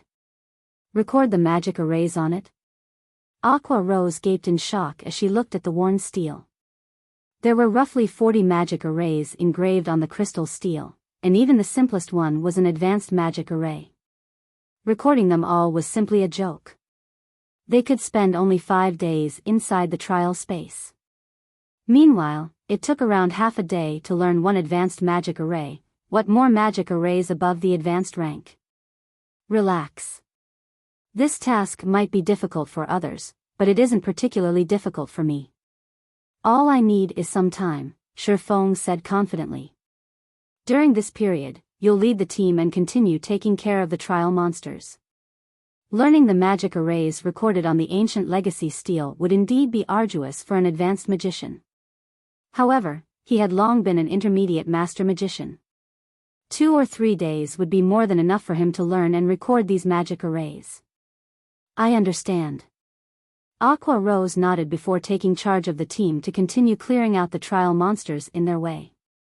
As for Shifeng, he sat quietly before the ancient legacy steel, confusing Violet Sword's members. However, they did not put too much thought into the matter. After all, the steel belonged to Zero Wing. How Zero Wing dealt with it was up to the guild's discretion. Meanwhile, Shifeng started analyzing the layers of magic arrays engraved on the steel. Learning a magic array was considerably easier than decoding one. The troublesome part was having to memorize a lot of things. However, Shifeng's brain capacity now surpassed that of ordinary people. Learning and recording the magic arrays was a piece of cake for him. In less than an hour, Shifeng had already memorized one advanced magic array and started on the second one. In the meantime, Aqua Rose and the others kept clearing out trial monsters and advancing down the tunnel. However, the deeper into the tunnel they went, the more densely packed the trial monsters became. Eventually, the number of monsters the team faced each time had grown so high that even Zero Wing's members started feeling taxed. As a result, the team's speed of advance slowed. Fortunately, fighting inside this trial ground was akin to taking part in an intense training session. Everyone's combat standard increased as they fought the trial monsters. Moreover, the EXP everyone obtained was incredibly generous. In just 2 short days, everyone had gained a little more than a level. Aqua Rose and the other members of Zero Wing had already reached level 119, whereas Violet Swords and Azure's members were now at level 114. Crimson Star and Wildfighter were just 30% away from level 115. The leveling speed here astonished Crimson Star and the others. As everyone's motivation was increasing, a series of system announcements suddenly entered their ears. God's Domain System Announcement. Some players have triggered the new expansion pack, Demon Gods Chaos.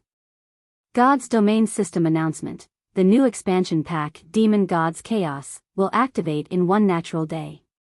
At that time, all non-NPC towns and cities will no longer receive the protection of NPC kingdoms and empires. Everyone inside the trial space gasped and they heard the system announcement.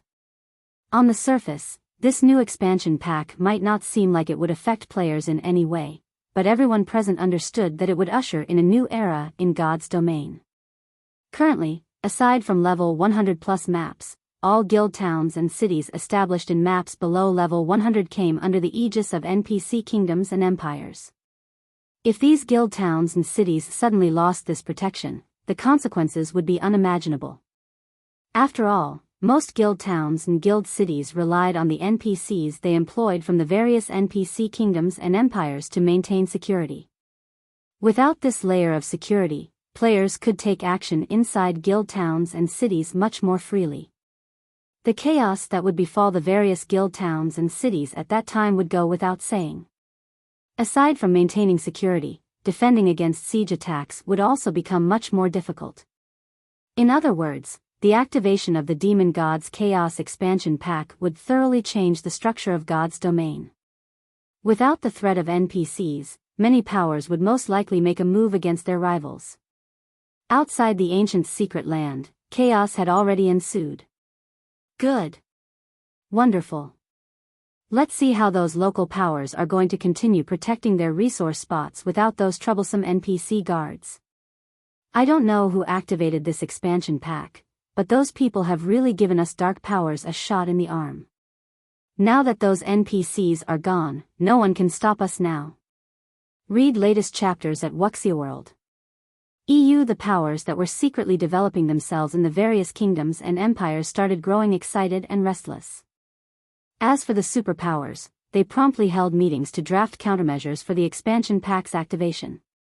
Meanwhile, as the entire God's domain was in chaos, Shifeng slowly stood up from in front of the ancient legacy stele inside the ancient secret land. Finally, success. Shifeng smiled when he saw the stele before him gradually fading out of existence. He then started drawing the magic arrays he memorized, which released a frightening aura that shook even the surrounding space. Chapter 2637, Astonishing Memory Crystal. The commotion caused by the ancient legacy stele was huge. Even Crimson Star and the others, who were resting over 3,000 yards away, sensed the unusual mana fluctuation from the stele. Did something happen over there? This mana fluctuation rivals what Tier 5 NPCs cause when using Tier 5 spells, Crimson Star exclaimed as she turned toward the mana fluctuation's origin, horror coloring her eyes. Isn't that guild leader Black Flame's current location? Did something happen to him? Wildfighter similarly revealed a serious expression on his face when he felt the intense mana fluctuation. Tier 5 NPCs were existences that stood at the apex of God's domain. The Tier 5 spells used by these NPCs could wreak great devastation. Before such spells, Tier 3 players like themselves wouldn't even be able to put up the slightest bit of resistance. Everyone present would be instantly killed. Meanwhile, all sorts of dangers filled this trial space. The trial monsters weren't the only threat here. There were also plenty of traps and dangerous events that occurred at random. An ambush by a Tier 5 spell was well within the range of possibilities. If something really happened to Shifeng, then it would deal a huge blow to the entire team. After all, their team revolved around Shifeng. Even though the experts on the team understood that Aqua Rose was the person leading them all this time, if he disappeared, many of those experts would most likely question her leadership. In this situation, Aqua Rose had to contact Shifeng immediately. Guild leader, is everything alright on your side? Aqua Rose asked worriedly. Currently, nobody was more anxious than she was about this sudden mana fluctuation. She knew that Shifeng was under the demon god's curse, which tripled his death penalty. Meanwhile, players inside the trial space could only wait to get automatically resurrected.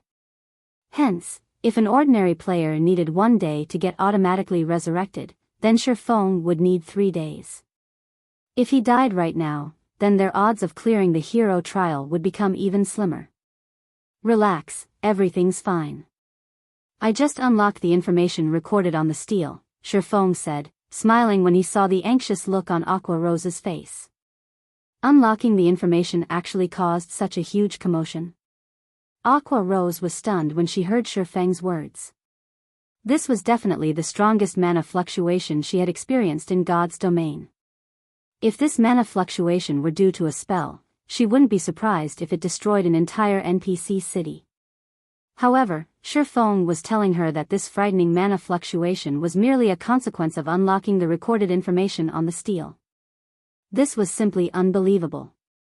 This is information left behind by an ancient god. It is naturally extraordinary. However, I still need some time to complete the unlocking process. For now, continue clearing the trial monsters on your side. I'll meet up with you once I'm done, Shifeng explained and chuckled. In reality, the mana fluctuation had surprised even Shifeng.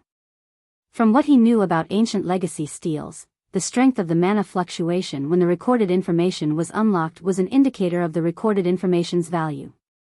Generally, though, the mana fluctuations that occurred extended only 1 or 2,000 yards. Now, however, the mana fluctuation from this ancient legacy stele reached Aqua Rose's location, roughly 3,000 yards away. It rivaled the ancient legacy stele found in the ancient god's tomb, a level 150 plus ancient secret land. However, the ancient god's tomb's minimum entry requirement was tier 4. Alright, I'll notify the others, Aqua Rose answered. After giving the matter some thought, she found Shifeng's words reasonable. Since the information recorded on the stele was something left behind by an ancient god, it naturally wouldn't be something ordinary. She then turned to the rest of the team and said, "Everyone, please rest assured. Nothing has happened to the guild leader." The guild leader said that this mana fluctuation is merely a consequence of him unlocking the information recorded on the stele. He says that he is not in any danger and that we should continue clearing out the remaining trial monsters. He will rejoin us shortly. Aqua Rose's words kindled a sense of admiration towards Shifeng in everyone in the team. They hadn't thought that Shifeng would actually be able to obtain something from the stele. After a brief discussion, they promptly resumed clearing out the trial monsters in their path. In the meantime, Shifeng was staring intently at the gradually forming crystal hovering before him. When extracting information from ancient legacy steles, once players successfully learned the magic arrays recorded on a stele and drew them, the drawn magic arrays would gather mana from the surroundings to create a memory crystal. This was one of the more common methods ancient gods used to pass down their legacies. After all, compared to books, memory crystals were much better at withstanding the ravages of time. So long as the memory crystal was intact, there wouldn't be any need to worry about parts of the information getting lost. 3 hours. 6 hours. 9 hours. After the magic arrays gathered mana for 15 consecutive hours, a memory crystal the size of 4 adult fists took shape before Shifeng. This memory crystal was at least triple the size of ordinary memory crystals. Amazing. Just what is recorded in it? Shifeng gazed at the memory crystal before him in astonishment. The memory crystals that Eliade had given him already contained a ton of information. If not for his brain capacity being sufficiently high, he would have lost consciousness when accepting all that information. The memory crystal before him, however, was 3 times larger than the ones the heavenly blue saint had given him. The amount of information contained within this unusually large memory crystal was definitely several dozen times more. Shifeng could not even begin to imagine what kind of information awaited him. After observing the memory crystal for a brief moment, Shifeng then tapped his finger on it to access its recorded information. He was really eager to find out what it contained. However, as soon as he did so, he was stunned. System, This memory crystal is extremely unstable and can remain in existence for only 2 natural days before disappearing. System, warning. You have discovered a large memory crystal. Because of insufficient concentration, you are unable to read the information completely. If you persist in reading the information, there is a very large chance you will enter a deep coma. Do you still wish to read the information? I can't read it even as a Tier 3 player. The system notifications took Shifeng aback. Just what is recorded inside? This was definitely the first time he had come across such a situation. In fact, he had never heard of something like this happening before. It seems I toiled for nothing. Sure enough, the information recorded on an ancient legacy stele really isn't easy to obtain. Shifeng smiled bitterly as he looked at the memory crystal in his hands. Having insufficient concentration wasn't a problem that could be solved quickly. Items capable of raising one's concentration were extremely rare in God's domain. The concentration he could receive from raising his levels and improving his equipment was also negligible at best. If he couldn't process the recorded information with the concentration of a Tier 3 player, then he would have to wait until he had completed his Tier 4 promotion. As for forcefully trying to read the recorded information, this was absolutely out of the question. Ostensibly, there was only a very large chance for him to enter a deep coma. In reality, if he did try to read the information, then he was guaranteed to fall into a coma. The time he would lose from being in a coma was one thing. What he truly feared was the irreparable brain damage. If that happened, he would have a much more difficult time with future tier promotions, something he definitely didn't want. Even if the information recorded in this memory crystal was incredibly valuable, he still wouldn't trade his future for it. After all, compared to the information left behind by an ancient god, reaching Tier 5 and Tier 6 was much more important. Read latest chapters at Wuxia World. Wait. There's another method I can use to read this memory crystal. Just as Shifeng was about to store the memory crystal, he received a sudden inspiration. Divine Will. If I can polish myself using the Tier 4 Divine Will, I can push my concentration from the peak of Tier 3 to the Tier 4 standard. So long as my concentration reaches the Tier 4 standard, I shouldn't have any problems reading the information recorded in this. The more Shifeng thought about it, the more he found his plan to be feasible. Anyone else would still have difficulties pushing their concentration to the Tier 4 standard within 2 short days, even if they could train themselves using the Tier 4 Divine Will. However, it was a different story for him. Thanks to his advanced bloodline, his concentration standard had long since reached the peak of Tier 3, just a step shy of the Tier 4 standard. Moreover, he was very familiar with training using the Divine Will. Given one day, he had an excellent chance of pushing his concentration to the Tier 4 standard. No sooner had Shifeng stored the memory crystal than Aqua Rose called him and announced, "Guild leader, we discovered the trial boss." Chapter 2638, Ancient Lich, Black Dragon Soul. Aqua Rose and the others wore grim expressions on their faces as they looked at a towering, dilapidated altar some distance away in the middle of the tunnel. The reason for their reactions was that the altar's surroundings were filled with trial warriors and trial elites, these monsters numbering around 3,000, in addition to the trial boss. Moreover, the 4 corners of the altar each had a mana tower. Not only did the mana towers suppress all hostile forces within their range, but they also prevented players from using any skills and spells. This is just cheating. Not only are there so many monsters around the boss, but there are actually 4 mana towers as well. With this, let alone a 200-man team, even a 2,000-man team can't do anything. Floating Light cursed despite himself as he looked at the 4 mana towers. Mana towers were strategic-level defensive constructions and not just any ordinary constructions, but top-tier advanced constructions. They were also things that players on the Western continent were extremely familiar with. After all, every one of the Western continent's NPC cities possessed these defensive constructions.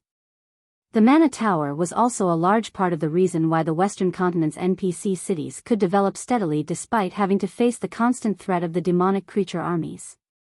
Originally, the trial boss and its underlings already had an absolute advantage.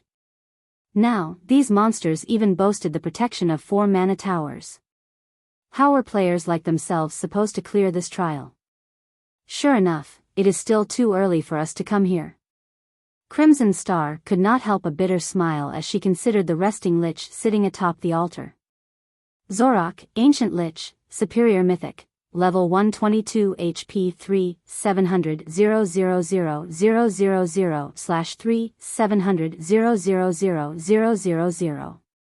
While Zorak's HP of 3.7 billion wasn't particularly high for an Ancient Lich, this amount was more than enough to instill despair into players. Very few magically oriented monsters existed in God's domain. However, compared to physically oriented monsters of the same level and rank, magically oriented monsters were around 30% to 40% more difficult to handle. This was akin to the difference between physical class NPCs and magical class NPCs. Magical class NPCs were more adept at executing long-range, AoE attacks, and could wreak much greater destruction than physical class NPCs could. Meanwhile, Ancient Liches were monsters that possessed magical talent surpassing even that of elves.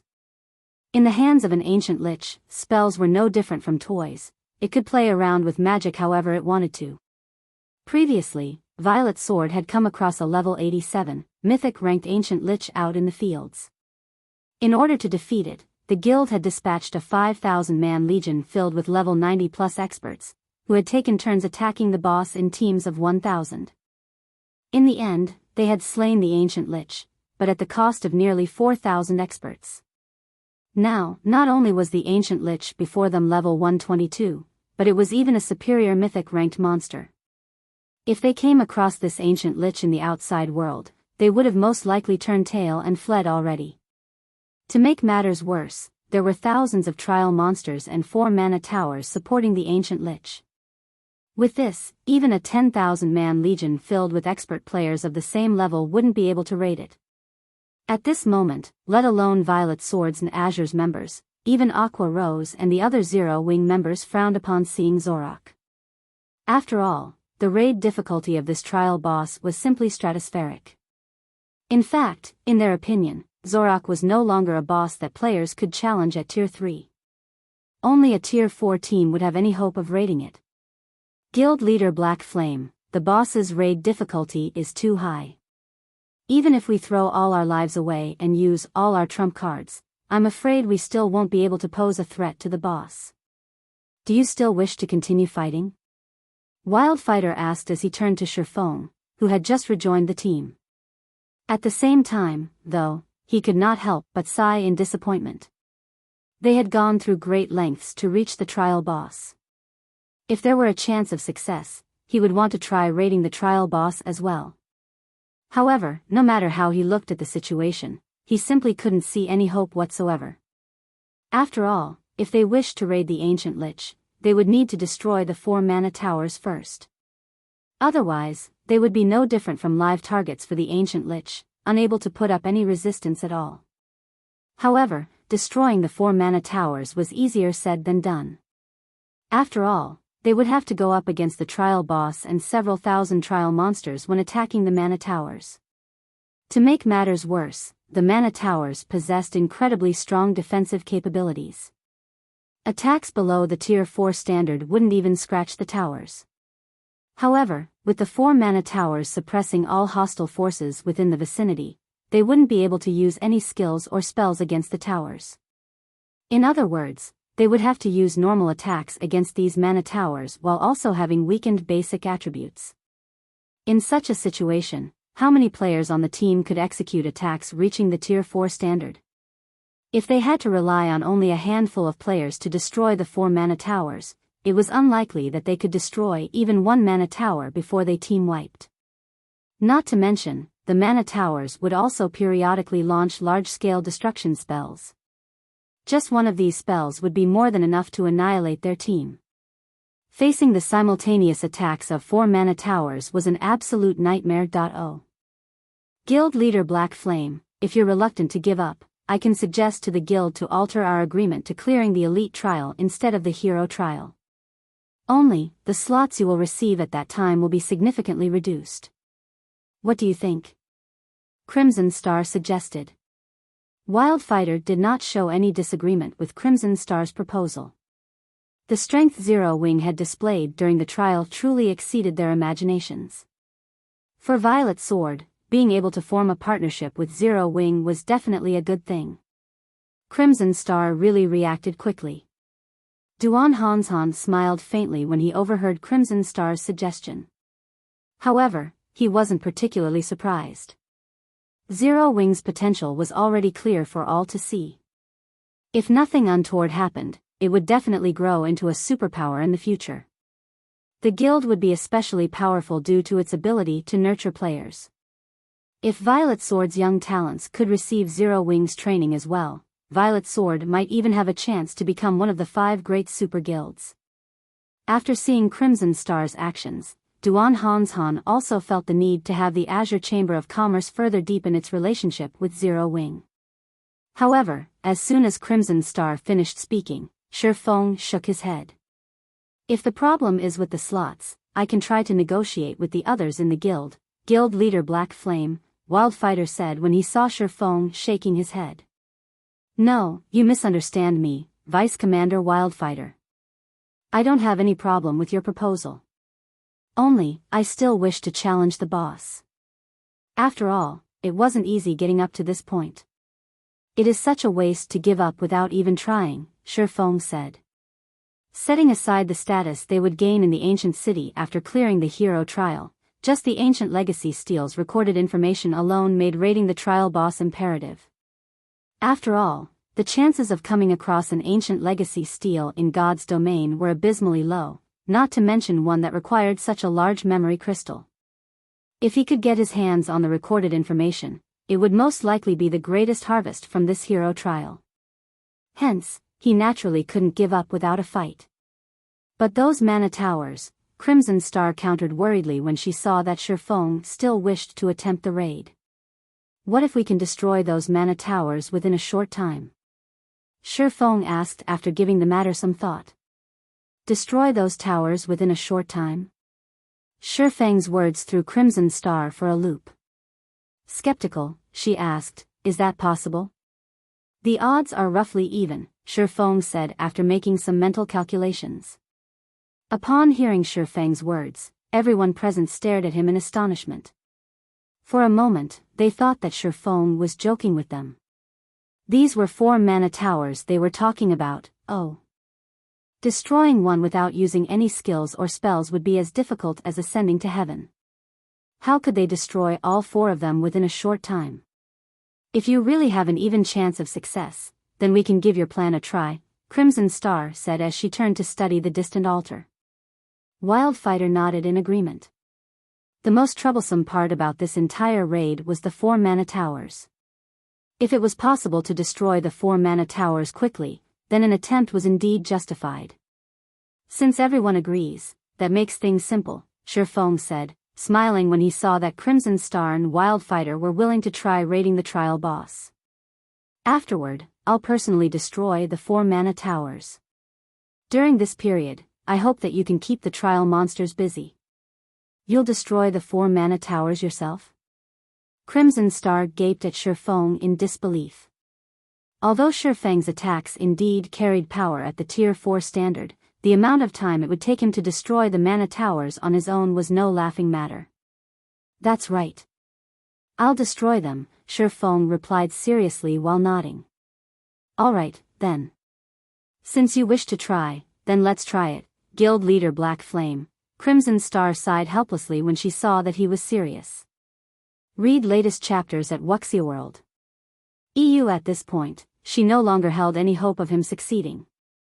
However, she didn't mind letting the Violet Sword members present die once to consolidate Violet Sword's partnership with Zero Wing.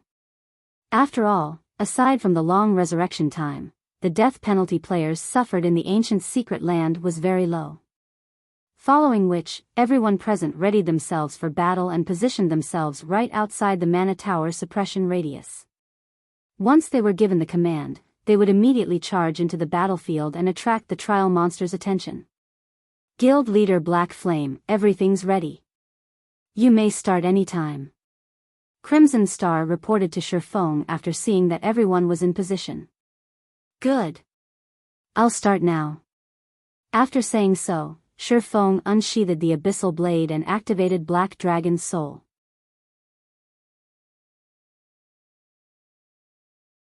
Chapter 2639, Black Dragon King's Might. When Shifeng unsheathed the abyssal blade and activated Black Dragon's soul, the abyssal blade immediately transformed into a cloud of black mist, which then enveloped Shifeng completely before expanding to cover a 60-yard radius around him. Before anyone could react to this strange development, a deafening dragon roar came from the cloud. In the next moment, a 30-meter-tall black dragon leaped out of the black mist, releasing a powerful aura that washed over the crowd. A dragon? Crimson Star and Wildfighter could not help doubting their eyes when they saw the incredibly realistic black dragon before them. The dragon race was one of the apex races in God's domain. Dragons were also a symbol of strength and destruction. Whenever one appeared on the continent of God's domain, turmoil would follow. Now, however, Shifeng had actually transformed himself into a dragon. Moreover, in terms of appearance or life rating, he was exactly the same as a true dragon. The only unfortunate matter was that the dragon that Shifeng had transformed into was only tier 3. Even so, this was still an astounding ability. After all, a dragon's attributes were far superior to those of existences of the same tier. However, while the Violet Sword and Azure members were astonished by this matter, they were, after all, core experts of their respective guilds and quickly snapped out of their daze. Upon receiving Aqua Rose's command, they promptly charged toward the altar, together with Zero Wings members. As soon as everyone entered the range of the Mana Towers, the altar's trial monsters detected them. Before they could even get within 300 yards of the altar, the trial monsters had already moved into position, with 500 trial monsters standing resolutely at the bottom of the altar's staircase. The remaining trial monsters positioned themselves on the various steps of the staircase and readied their bows. So long as the intruding players were within their attack range, they would immediately loose their arrows. The 4 mana towers surrounding the altar also started launching magic beams at the team. Boom! Boom! Boom! Immediately, 4 light pillars emerged within the trial tunnel and vaporized everything within range. Fortunately, all the members on the team had spread out. In addition, the Mana Tower's cannons did not possess a very large AoE. As a result, aside from some unlucky players that had bad positioning, everyone else managed to slip out of the beam attack's AoE in time. Even so, the team had still lost over a dozen players just from that first round of attacks. Upon seeing this, the surviving members of the team gulped nervously, grim expressions settling on their faces. They hadn't even started fighting, yet they had already lost over a dozen members. At this rate, they would most likely get annihilated before they could even kill a trial monster. However, just as a heavy atmosphere descended on the team, a black figure suddenly flew overhead and arrived within 100 yards of a mana tower in the blink of an eye. Seeing this figure, everyone relaxed slightly and breathed out a sigh of relief. Only, when Shifeng arrived within 100 yards of the first mana tower, the ancient Lich seated at the top of the altar suddenly opened its eyes, the blood-red glow in its hollow eye sockets locking onto him immediately. The Lich then extended its hand at the black dragon and started chanting an incantation. Less than a second later, a twofold magic array appeared beneath the Lich's feet. Speedcasting. Crimson Star's complexion darkened when she saw Zorak's spellcasting. Zorak originally already possessed incredibly high HP for an ancient Lich. Now, it was even capable of executing speedcasting. Moreover, its speedcasting was exceptionally fast. A tier 4 spell, which usually required 4 or 5 seconds to cast, got completed in less than a second. The Lich's casting speed was simply unbelievable. The instant the twofold magic array took shape, several hundred ice blades formed around Zorak. The ice blades then tore space as they shot straight at Shifeng. Tier 4 spell, Frost Dance. Not only did every one of these ice blades carry power surpassing that of tier 4 mythic monsters, but they also froze their surroundings completely. As the several hundred ice blades flew toward Shifeng, they transformed their surroundings into a world of frost. Seeing this scene, everyone could not help but grow anxious. Dodging Zorok's attack was virtually impossible. If Shifeng got stuck dealing with the ancient Lich's attacks, then he wouldn't even be able to close in on the mana towers. Just when the several hundred ice blades were about to devour Shifeng, he suddenly extended a claw and swiped at the empty space before him. The phantom of a gigantic claw instantly appeared in midair. Holy Annihilation Mana Technique, Light Shadow. In the next moment, the gigantic claw tore through the frozen world and transformed the space before Shifeng into a pitch-black void. The several hundred ice blades disappeared completely as if they had never appeared to begin with. He blocked it. So, this is Guild Leader Black Flame's true strength? Everyone present was stupefied when they saw the pitch-black void that had formed before the Black Dragon. Those were several hundred ice blades. Every one of those ice blades carried power surpassing that of ordinary mythic monsters. Going up against the ancient Lich's attack would be akin to going up against the simultaneous attacks of several hundred mythic monsters, yet Shifeng had actually nullified all those ice blades with just a single blow. However, before everyone could snap out of their daze, Shifeng flapped his wings and arrived before the nearest mana tower. He then sent a claw smashing into the 60-meter-tall tower. Boom! Along with a thundering explosion, the magic barrier protecting the mana tower shattered. The mana tower itself had also started trembling violently, its original durability of 5,000 instantly decreasing by over 200 points. Crimson Star and the others, who were still charging toward the altar, nearly had their eyes fall out of their sockets when they saw this. The mana tower's defensive capability was at the Tier 4 standard. In other words, non-Tier 4 attacks wouldn't harm the mana tower at all. Even if a Tier 3 attack managed to cause damage, it would, at most, reduce the tower's durability by the standard 20 points. Now, however, Shifeng had reduced the mana tower's durability by over 200 points with just one attack. The power he demonstrated was simply astonishing. At this moment, let alone Crimson Star and the others, even Shifeng himself was surprised by this situation. Transforming into a Black Dragon King actually elevated my strength to such an extent? When Shifeng saw that the torn space before him was not showing any signs of recovery, he determined that the power of his attack had indeed reached the advanced Tier 4 standard. Before he had transformed into a Black Dragon King, his basic attributes allowed him to exhibit power at only the basic Tier 4 standard. However, in God's domain, further elevating one's power after reaching the Tier 4 standard was incredibly difficult. Only by being capable of exhibiting power at the advanced Tier 4 standard would one be able to just barely reach the standard of superior mythics. In other words, even without using any techniques, he could currently contend against the weakest of superior mythics. Despite this astonishing discovery, Shifeng quickly recovered his senses and resumed attacking the mana tower before him. -224. -219. -222. As Shifeng's claws landed on the mana tower one after another, the tower's durability rapidly decreased. In no time at all, the mana tower had already lost 1/5 of its total durability, the speed of its deterioration making Crimson Star and the others' blood boil. At this time, though, both the mana towers and the ancient Lich launched counterattacks at Shifeng. Immediately, the 4 mana towers fired their magic cannons at Shifeng, while the ancient Lich used its domain and over a dozen magic blades to restrict and attack him. Every one of the attacks sent at Shifeng carried the power of a superior mythic. Not daring to be careless, Shifeng continued using Light Shadow to defend himself before resuming his bombardment of the mana tower before him. However, Light Shadow placed an enormous burden on Shifeng's concentration. Even after he transformed into a Black Dragon King and gained a much superior physique, the amount of concentration he consumed when executing Light Shadow hardly decreased.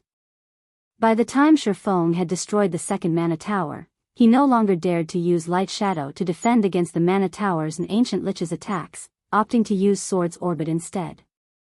However, the boost in power Sword's Orbit provided was inferior to that from Light Shadow. As a result, Shifeng continuously lost HP as he defended himself. Approaching and attacking the mana towers also became much more difficult. By the time Shifeng destroyed the third mana tower, his HP had already fallen to 64%. At this point, Zorak's attacks became even more frenzied. And when Shifeng started attacking the fourth mana tower, the ancient Lich also started double speed casting, dishing out tier 4 spells like they were nothing. When Shifeng's HP fell to 24%, the fourth and last mana tower's durability zeroed out. At the same time, the suppression on the space surrounding the altar disappeared, and everyone was free to use skills and spells again. Zorak grew thoroughly enraged upon seeing the fourth mana tower's destruction. Damnable dragon! Die! Zorak bellowed as it glared at Shifeng. The world around Shifeng immediately dimmed as a gigantic, threefold magic array appeared above his head. A tier 4 curse? Shifeng's complexion darkened when he saw the threefold magic array. Read latest chapters at Wuxia World. EU. As he stared at it in shock, flames of annihilation suddenly descended from the threefold magic array, covering a 500-yard radius and enveloping the entire altar.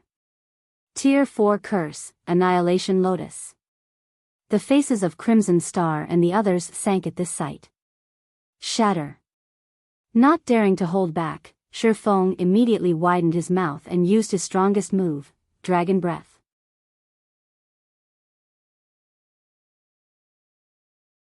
Chapter 2640, Suppressing the Ancient Lich. Dragon Breath. The dragon race's trademark move allowed dragons to gather all their power into a single point and propel it. The resulting attack would carry power far beyond what dragons could normally exhibit.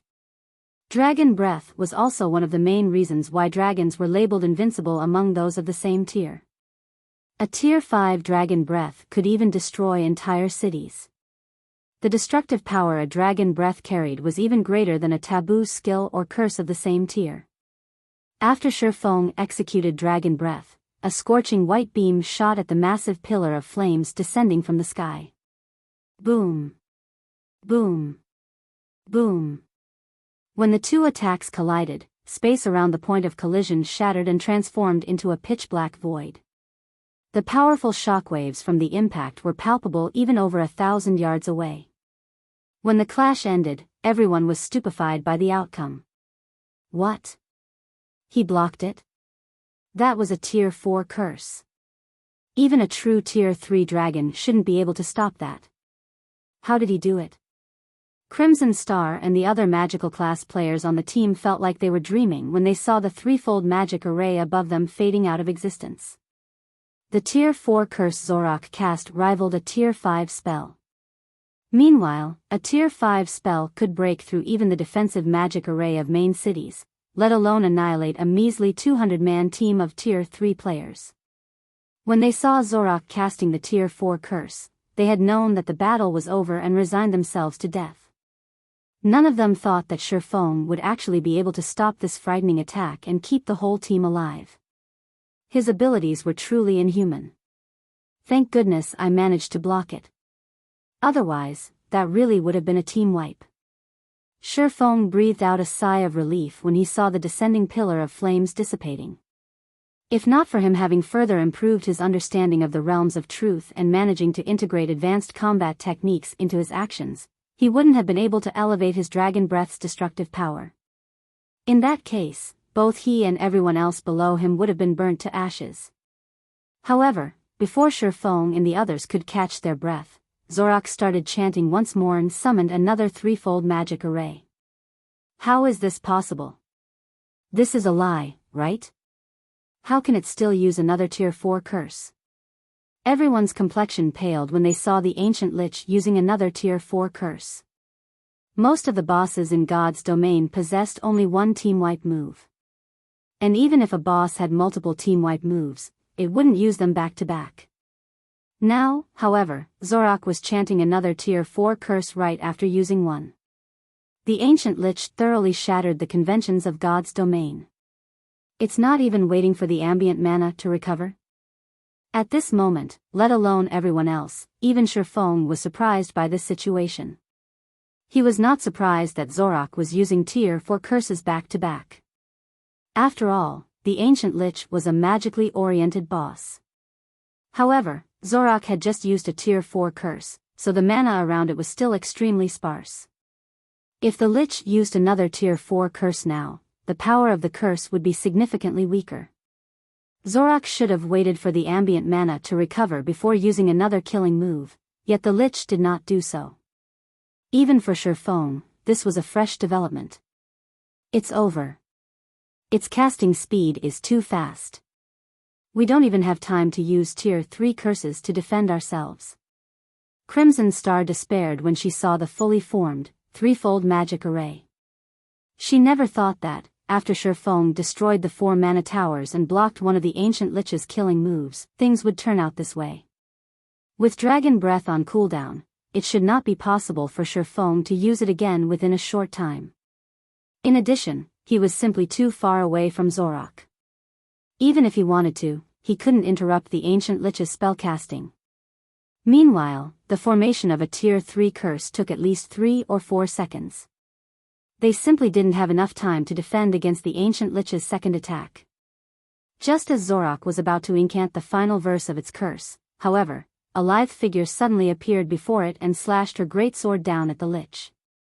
In the next moment, a flash dazzled everyone's eyes as the greatsword smashed into the ancient Lich's skull. Not only did the attack forcefully interrupt the ancient Lich's spellcasting, but it also made the Lich itself stumble 2 steps back, suffering over 4 million damage. Gentle Snow? Over 4 million damage? How high is her strength? Violet Swords and Azure's members were surprised when they discerned the identity of the ancient Lich's attacker. They never thought that Zero Wing actually had another expert capable of contending against the ancient Lich. While the ancient Lich was indeed a magically oriented boss, the basic attributes it possessed were still far superior to ordinary mythic monsters. Without strength surpassing that of ordinary mythic monsters, one wouldn't be able to budge the ancient Lich in the slightest. Meanwhile, after Gentle Snow interrupted Zorak, Sherfong immediately flew forward to keep it busy. He gave the Lich no opportunities to cast any more tier 4 curses. Good. A chance. Everyone, charge. Wildfighter yelled excitedly when he saw the ancient Lich occupied. Now that the mana towers were gone, so long as the ancient Lich was prevented from using any more tier 4 curses and they could get within melee range of it, they would have an opportunity for victory. After all, what magically oriented bosses feared the most was melee combat. So long as they managed to pull Zorak into a melee, the boss's threat would be halved. Violet Swords and Azure's members charged at the trial monster's defensive line with renewed vigor. Taking the lead, Wildfighter, Crimson Star, Sinful Flame, Duan Hanshan, Solitary Frost, Yan Xiaoqian, and Floating Light were like the team's spearhead. They instantly broke a hole through the defensive line and allowed the team's other members to flood through it. However, the higher up the altar the team ascended, the more trial monsters they encountered. As a result, the team's advance gradually slowed. Damn it. There are too many trial elites. At this rate, we'll get killed before we can even close with the boss. Floating Light cursed as he fought 3 Grand Lord ranked trial elites simultaneously. Previously, he still had the upper hand when he went up against 2 trial elites. However, as they ascended the altar, the number of trial elites they came across increased. Now, facing the simultaneous attacks of 3 trial elites, he didn't even have the opportunity to retaliate and could only passively defend himself. His HP also continuously decreased, and he needed the support of the healers in order to stay alive. At this moment, everyone was struggling in their fight against the trial monsters, their HPs continuously decreasing. Now, they were completely reliant on the team's healers to keep their HPs above a safe margin. We can't continue dragging the fight out like this. Violet and Wonder, you two open up a path. Everyone else, follow them. I'll hold the rear. Aqua Rose commanded when she saw that the team was already surrounded. Follow the 2 of them? The Violet Sword and Azure members present were confused by Aqua Rose's command. Yan Xiaoqian, in particular, found it unbelievable. Setting aside Violet Cloud, who held the upper hand even while going up against 3 trial elites simultaneously, Silent Wonder was just barely holding her ground against 3 trial elites. In fact, Xiaoqian was faring even better than Silent Wonder right now, yet Aqua Rose wanted Silent Wonder to spearhead a breakthrough in the encirclement. However, before anyone could object to Aqua Rose's strange command, Violet Cloud and Silent Wonder both nodded and charged toward the thick of the monsters. What are they doing? They're already outside the range of the healers. Crimson Star suspected that Violet Cloud and Silent Wonder had gone crazy when she saw the two charging into the mob of trial monsters. Although Violet Cloud and Silent Wonder possessed relatively high combat standards and extraordinary combat power, they would still take significant damage if they went up against too many trial monsters at once. Without the support of healers, they wouldn't last very long. Even if Violet Cloud was a cleric herself, she currently had to focus on attacking and defending. She didn't have any time to spare casting healing spells. However, as soon as Crimson Star finished speaking, blades of mana started appearing around the two women. Read latest chapters at Wuxia World. EU Void Blade. Shadow Rage. The two of them combined had summoned over 300 magic blades. Moreover, every magic blade carried so much power that the space around them trembled. The power of these magic blades was definitely at the Tier 4 standard. Go! Violet Cloud and Silent Wonder let loose a low shout. The trial monsters surrounding them got blasted away one after another, and in no time at all, no monster remained within a 40-yard radius of the duo.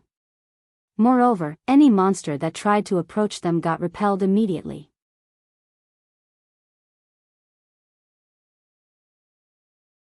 Chapter 2641, Zero Wings Combat Power. The sudden appearance of empty space on the altar's staircase instantly silenced Violet's Swords and Azure's members. They were holding back all this time. Xiaoqian could not help doubting her eyes as she stared at Silent Wonder. After fully unlocking her own mana body as well, Xiaoqian had thought that she had already caught up to and possibly even surpassed Silent Wonder. After all, in terms of combat standard, Silent Wonder had just recently entered the Void Realm, whereas she was only half a step away from the Domain Realm. Now, however, are all of Zero Wings members monsters? Floating Light's eyes were wide with shock as he watched Violet Cloud and Silent Wonder carving a path up the staircase. He already had difficulties taking on 3 trial elites simultaneously, yet Violet Cloud and Silent Wonder currently held the upper hand despite going up against several hundred trial warriors and trial elites. None of the trial monsters could get within 30 yards of the duo. Their strength was simply unbelievable. Even Crimson Star and Wildfighter wouldn't be a match for Violet Cloud and Silent Wonder. Or to put it in another way, they were standing on completely different levels. Good. Everyone, enter the clearing they created.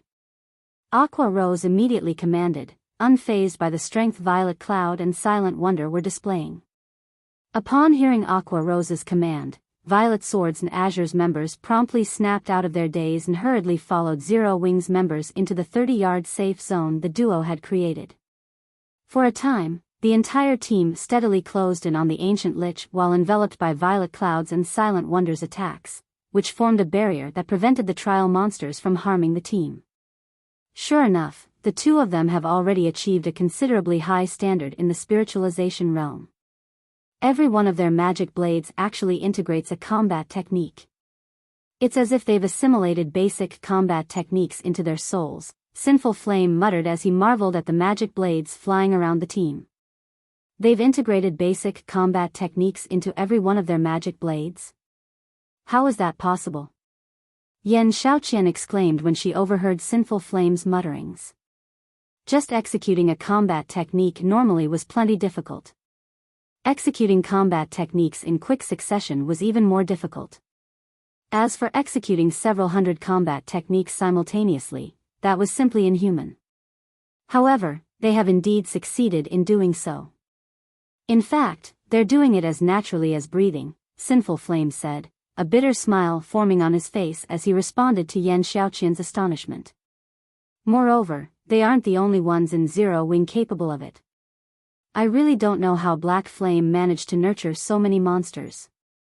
As Sinful Flame and Yan Xiaoqian were conversing, the team arrived within 50 yards of the ancient Lich under Violet Cloud and Silent Wonder's aegis. However, as the team pressed closer to the ancient Lich, the magic blades Violet Cloud and Silent Wonder summoned grew increasingly translucent. It was obvious that their duration would end soon. Seeing this, everyone on the team inevitably grew nervous. While being closer to the trial boss was a good thing, the number of trial monsters around the boss greatly exceeded their expectations. If they lost the protection of these magic blades now, they definitely wouldn't be able to fend off the trial monsters. Everyone, gather around the boss and focus fire on it. Summer and I will hold the rear. Aqua Rose shouted through the team chat when she saw that the magic blades were about to vanish. She then rushed to the rear of the team. Everyone was stunned by Aqua Rose's words. Although the altar's staircase was only 60 yards wide, which a magical class player could easily cover so long as they stood in the middle, they would be up against several thousand trial monsters. Let alone 2 magical class players, even 100 magical class players couldn't stop the assault of so many monsters. Normally, the majority of the team would hold off the trial monsters while a small number of peak experts dealt with the boss. Now, however, Aqua Rose intended to stop these several thousand trial monsters with just 2 people. She was simply insane. However, before Crimson Star and Wildfighter could offer up their suggestion, Aqua Rose had already started incanting. A dark blue, 2-fold magic array, angled toward the staircase, immediately appeared above her. When she tapped the butt of her staff on the ground, a torrent of water gushed out of the magic array and down the altar staircase. The frightening deluge flushed the trial monsters down the staircase. After the floodwaters swept away the trial monsters, Alluring Summer, who stood beside Aqua Rose, also completed her incantation. An electric barrier formed at the top of the staircase, preventing ingress. However, while the electric barrier stopped the trial monsters' advance, it did not block the trial monsters' attacks. For a time, every trial monster could be seen firing arrows at Aqua Rose and Alluring Summer. Everyone felt their scalp going numb when they saw the rain of several thousand arrows. However, as if they were graceful butterflies, Aqua Rose and Alluring Summer easily weaved their way around the arrows. In the end, not a single arrow managed to land on the 2 of them.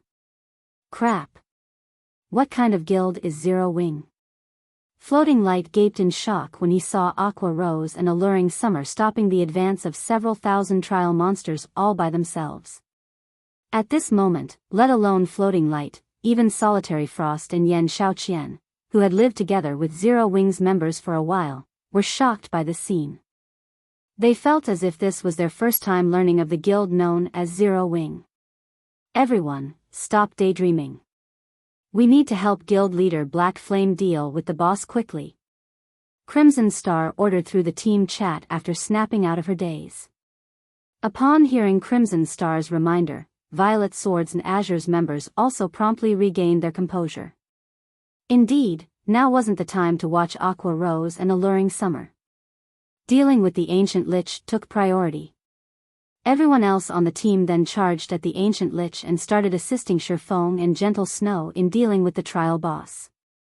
Although Zorak was incredibly powerful, it was, at the end of the day, still a magically oriented monster. After its opponents got within melee range of it, it would be fortunate if it could exhibit even half of its usual combat power. Moreover, with Sherfong and Gentle Snow's constant harassment, Zorak couldn't even cast Tier 4 AoE spells, let alone Tier 4 curses. The ancient Lich's HP decreased rapidly. Even after Sherfong reverted into a human, Zorak's HP still dwindled. After a little more than an hour had passed, the ancient Lich's HP had already fallen to 20%. Despicable humans. I will have all of you pay for daring to interrupt a sacrifice for the demon god. Zorak bellowed. A frightening burst of mana exploded forth from the ancient Lich's body, the shockwave so intense that everyone present got knocked back more than 30 yards. Not good. It's going to use the innate skill of Liches. Crimson Star turned solemn when she saw the ancient Lich going berserk. Everyone, distance yourself from the boss quickly. In God's domain, every powerful race had their own innate skills. An example would be the dragon race's dragon breath. Another would be Lich's frozen world. Not only was this skill incredibly powerful, but it also could not be interrupted. So long as frozen world was activated, anyone within range who did not have extremely high ice resistance would receive frost damage over time, as well as a movement speed debuff. Fortunately, frozen world had a small AoE with a 40-yard radius. Ranged players could easily attack from outside the AoE. However, being able to use only ranged attacks against a magically oriented boss wasn't a good thing. Don't even think of getting off so easily. Shifeng shouted as he activated the 7 luminaries' ring's forbidden domain. A layer of grey fog enveloped the entire altar, and the frightening mana surrounding Zorak scattered and disappeared. As a result, the ancient Lich failed to gather enough mana to activate Frozen World. In the end, not only did Zorak not become more difficult to deal with, but it even became weaker instead. With the suppression of Forbidden Domain, the ancient Lich could cast only Tier 3 spells. This reduced the raid difficulty significantly. 20%. 15%. 10%. However, as the battle progressed, Zorak also grew increasingly desperate. In exchange for reducing its own defense and HP, it started using Tier 4 spells in rapid succession, reaping the lives of the players before it. By the time the ancient Lich's HP fell to 5%, less than 100 players remained alive. Fortunately, the damage everyone caused the Lich was also increasing. Moreover, the Lich kept burning its own HP to do battle. As a result, the Lich's HP still decreased at a rapid rate. Quick! Attack with everything you've got. The boss is almost down. Crimson Star shouted anxiously when she saw that the team was down to less than 70 players. At this moment, she could tell that the rate at which Zorak's HP decreased was slowing. Even though the ancient Lich only had 3% of its HP left, that was still more than 100 million HP. To make matters worse, everyone's strongest skills and spells were on cooldown. They didn't have anything left to increase their DPS. 2%. 1%. When Zorak's HP fell below 1%, less than 20 players remained. At this point, aside from Kola, everyone else's HP was already at a critical level. Everyone was clearly at the end of their rope. Shifeng decided to throw caution to the wind. He arrived beside the ancient Lich and raised the abyssal blade high. Die. First sword, light shadow. 1 attack. 2 attacks. 3 attacks. Every attack inflicted over 3 million damage on the ancient Lich. However, every execution of light shadow gave Shifeng a massive headache. When he executed the mana technique for the 3rd time in a row, his complexion had already turned deathly pale. Read latest chapters at Wuxia World. Nevertheless, Shifeng endured the pain and continued executing light shadow. 5 attacks. 6 attacks. 7 attacks. Finally, after Shifeng executed his 8th consecutive light shadow, Zorak's HP zeroed out. The ancient Lich then let loose an unresigned wail before collapsing to the ground.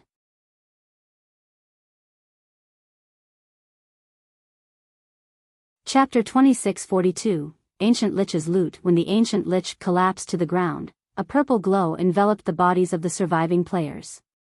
The EXP from the ancient Lich was far more generous than what even ordinary superior mythics awarded, so much that Shifeng jumped directly to level 120.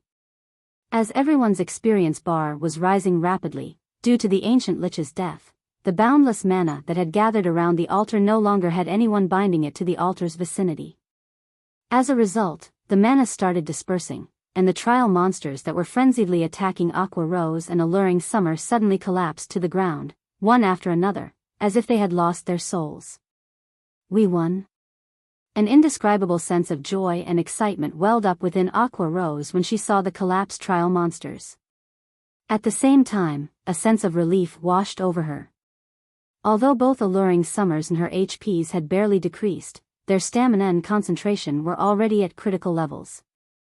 Had the fight continued for another 2 or 3 minutes, they would definitely have collapsed from stamina and concentration exhaustion. Fortunately, the ancient Lich had fallen before they did.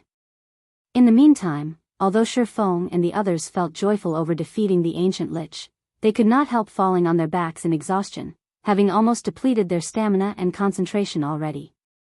The hero trial. He actually did it. When Mythology's people find out about this, they will definitely go crazy. Crimson Star gazed at Shifeng, who lay on the ground some distance away, with complicated emotions.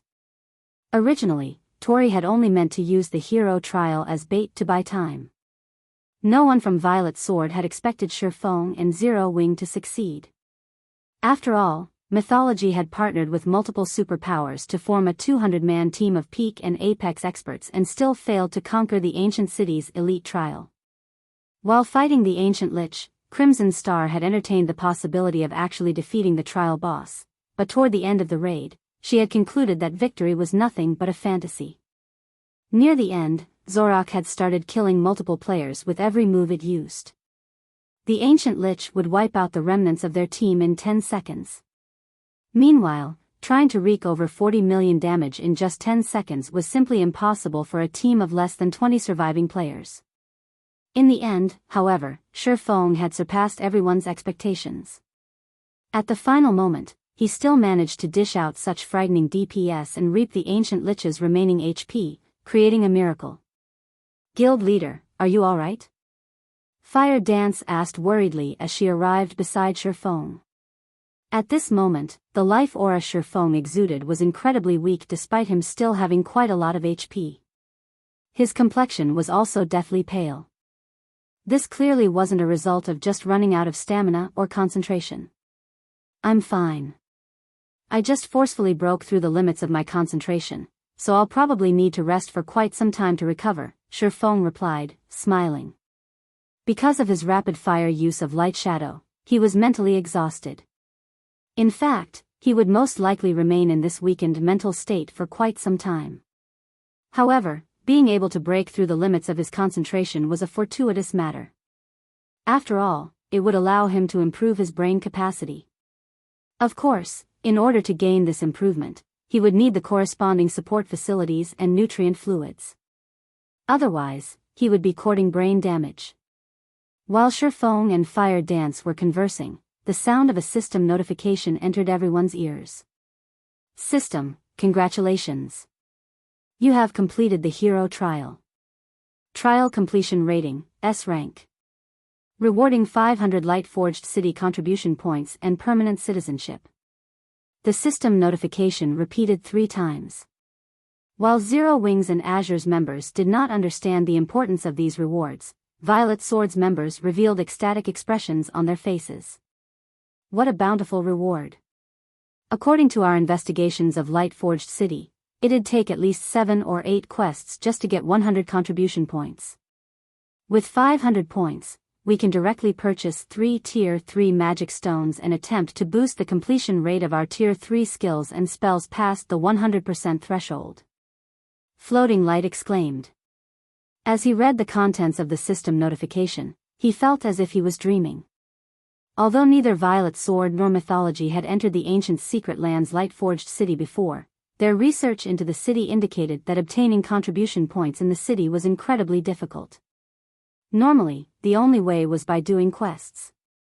However, there was not only a restriction of accepting 1 quest at a time but also a limited number of quests available in the city every day.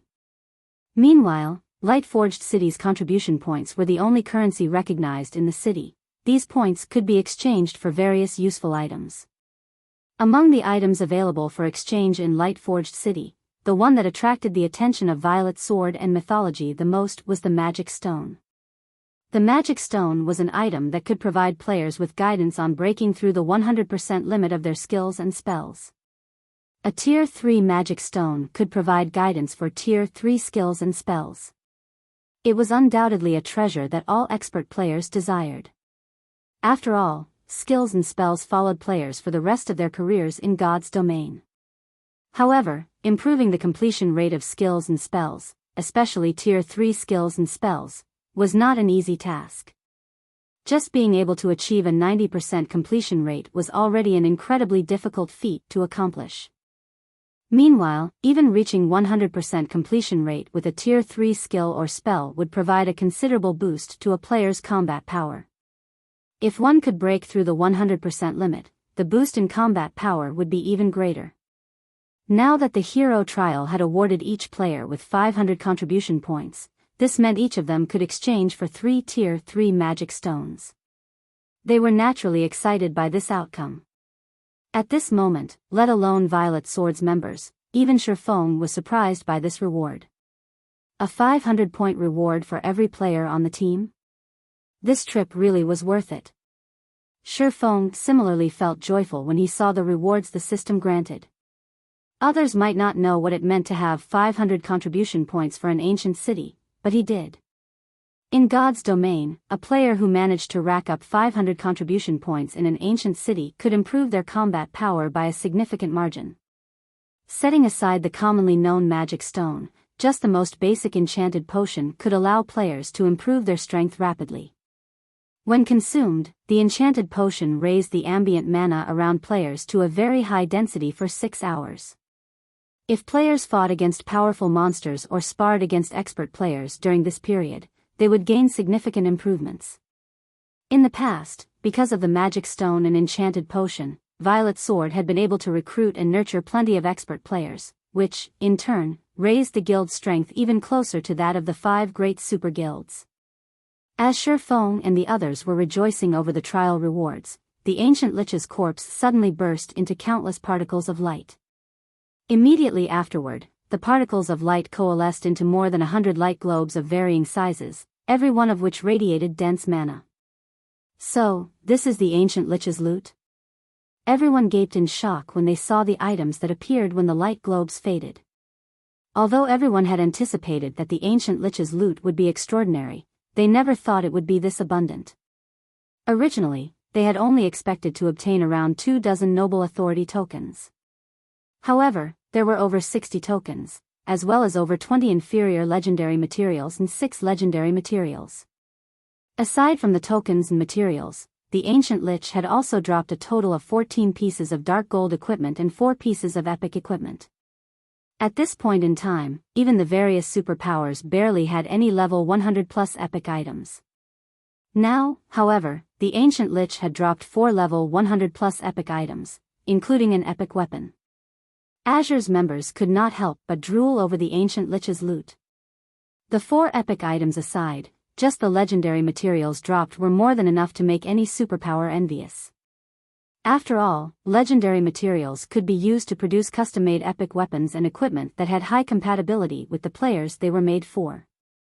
Moreover, the production would also have a relatively high success rate. With the 6 legendary materials dropped, it was possible to create 6 custom-made epic weapons and equipment.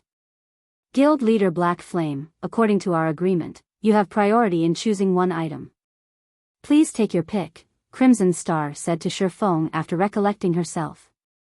In that case, I'll choose that tattered scroll, Shifeng said, pointing at a tattered scroll radiating mana so dense that it was second only to the mana from the epic weapon. Guild Leader Black Flame, are you sure? Crimson Star looked at Shifeng in confusion when she saw the item he chose. In her opinion, the best item the ancient Lich dropped was the epic ranked axe. After all, the axe wasn't just any ordinary epic weapon but the replica of a legendary weapon, ranking at the top even among epic weapons. When equipped, it could raise the combat power of current peak experts by at least 30%. It should be of great help even to domain realm experts like herself. As for the tattered scroll Shifeng chose, she had tried using an identification skill on it already.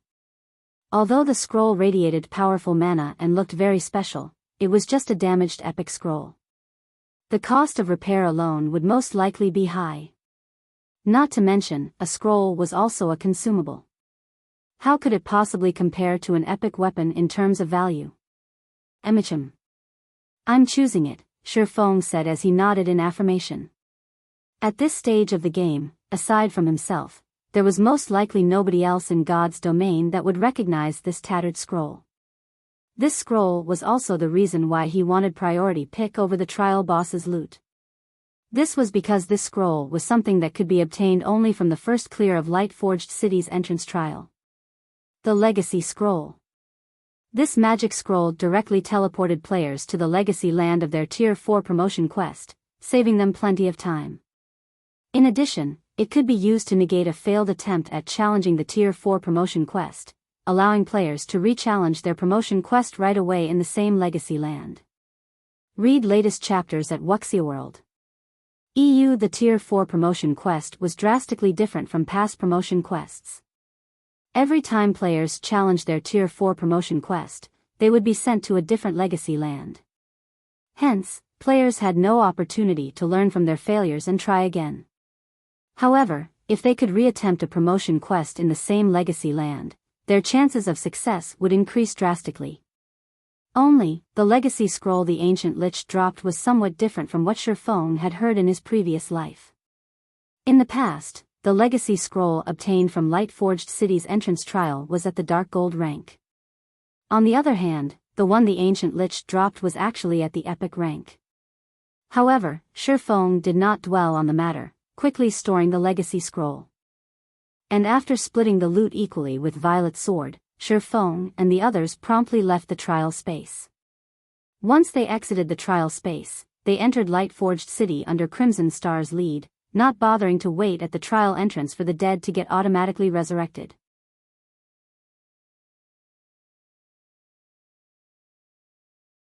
Chapter 2643, Astonishing Lightforged City Ancient Secret Land, Lightforged City. With a flash, Xiaoqian and the other survivors of his team arrived in the middle of a plaza. The plaza was gigantic, easily able to house 4 sports stadiums. Erected in its center were more than 107-meter-tall statues. Every one of these statues had a different appearance. Some were armor-clad warriors, some, staff-wielding mages, and some, archers sporting bows. Despite their different appearances, these statues shared one similarity: a powerful aura. It felt as if these statues were alive. Upon seeing these statues, Xiaoqian and the others were stunned. This ancient city is truly amazing. Just the statues in this teleportation plaza would most likely be enough to drive the experts in the outside world crazy, Xiaoqian exclaimed as he studied the statues before him. The statues on the plaza might look ordinary, but in reality, they contained information on basic combat techniques catering to the class they represented. At this point in time, practically every player in God's domain already knew about the existence of combat techniques. However, the number of players that had the opportunity to learn a combat technique was still incredibly low.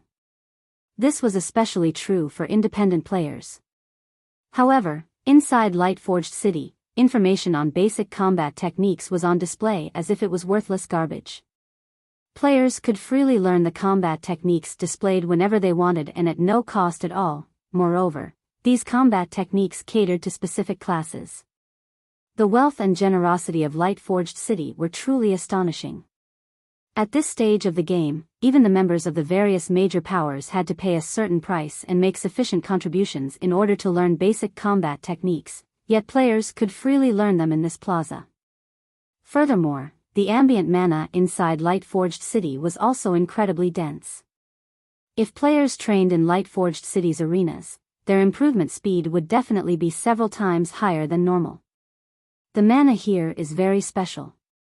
If I can train here long term, I might be able to further unlock my mana body, Violet Cloud said excitedly through the team chat. Indeed. Just standing here, I can already feel my control over mana strengthening. If I can take advantage of this experience, I might be able to further unlock my mana body as well, Aqua Rose said, nodding. Everyone else in the team had also noticed the special effects of Lightforged City's mana, their eyes glowing with excitement at this discovery. For Violet Sword's Crimson Star and Wildfighter, nothing was more attractive than being able to fully unlock their mana bodies as soon as possible. Or to put it in another way, expediting the unlocking of the mana body was something the various superpowers were constantly seeking to accomplish. As for Zero Wings members in Azure's Sinful Flame, Solitary Frost, and Xiaoqian, breaking through the mana body's 100% threshold was something they dreamed of achieving. After all, the difference between a mana body that had broken through the 100% threshold and a mana body that had yet to do so was massive, as Violet Cloud had proven. However, trying to break through the mana body's 100% threshold was incredibly difficult. In fact, they hardly had any leads on doing so. Now that the mana here was giving them some clues, they naturally grew excited. In this situation, though, Sinful Flame, Solitary Frost, and Xiaoqian could not help envying Zero Wings and Violet Sword's members. After all, Zero Wings and Violet Sword's members could train in Lightforged City whenever they wanted. On the other hand, Azure's members had only 2 days, 1. Upon realizing this, Xiaoqian and Solitary Frost took a seat and focused on the sensations they were currently experiencing. After all, it was unknown when they would get another opportunity to visit Lightforged City. There's still quite some time before the alchemy array disappears. Let's take a look at Lightforged City's City Lord's mansion first. It won't be too late to start training afterward, Shifeng suggested, chuckling when he saw Xiaoqian and the others sitting down to circulate their mana. I guess you're right, Xiaoqian answered, nodding as she dismissed her thoughts of training immediately. Upon further consideration, she felt that what Shifeng said was indeed correct. The special effects of the ancient city's mana could be said to be a bonus only.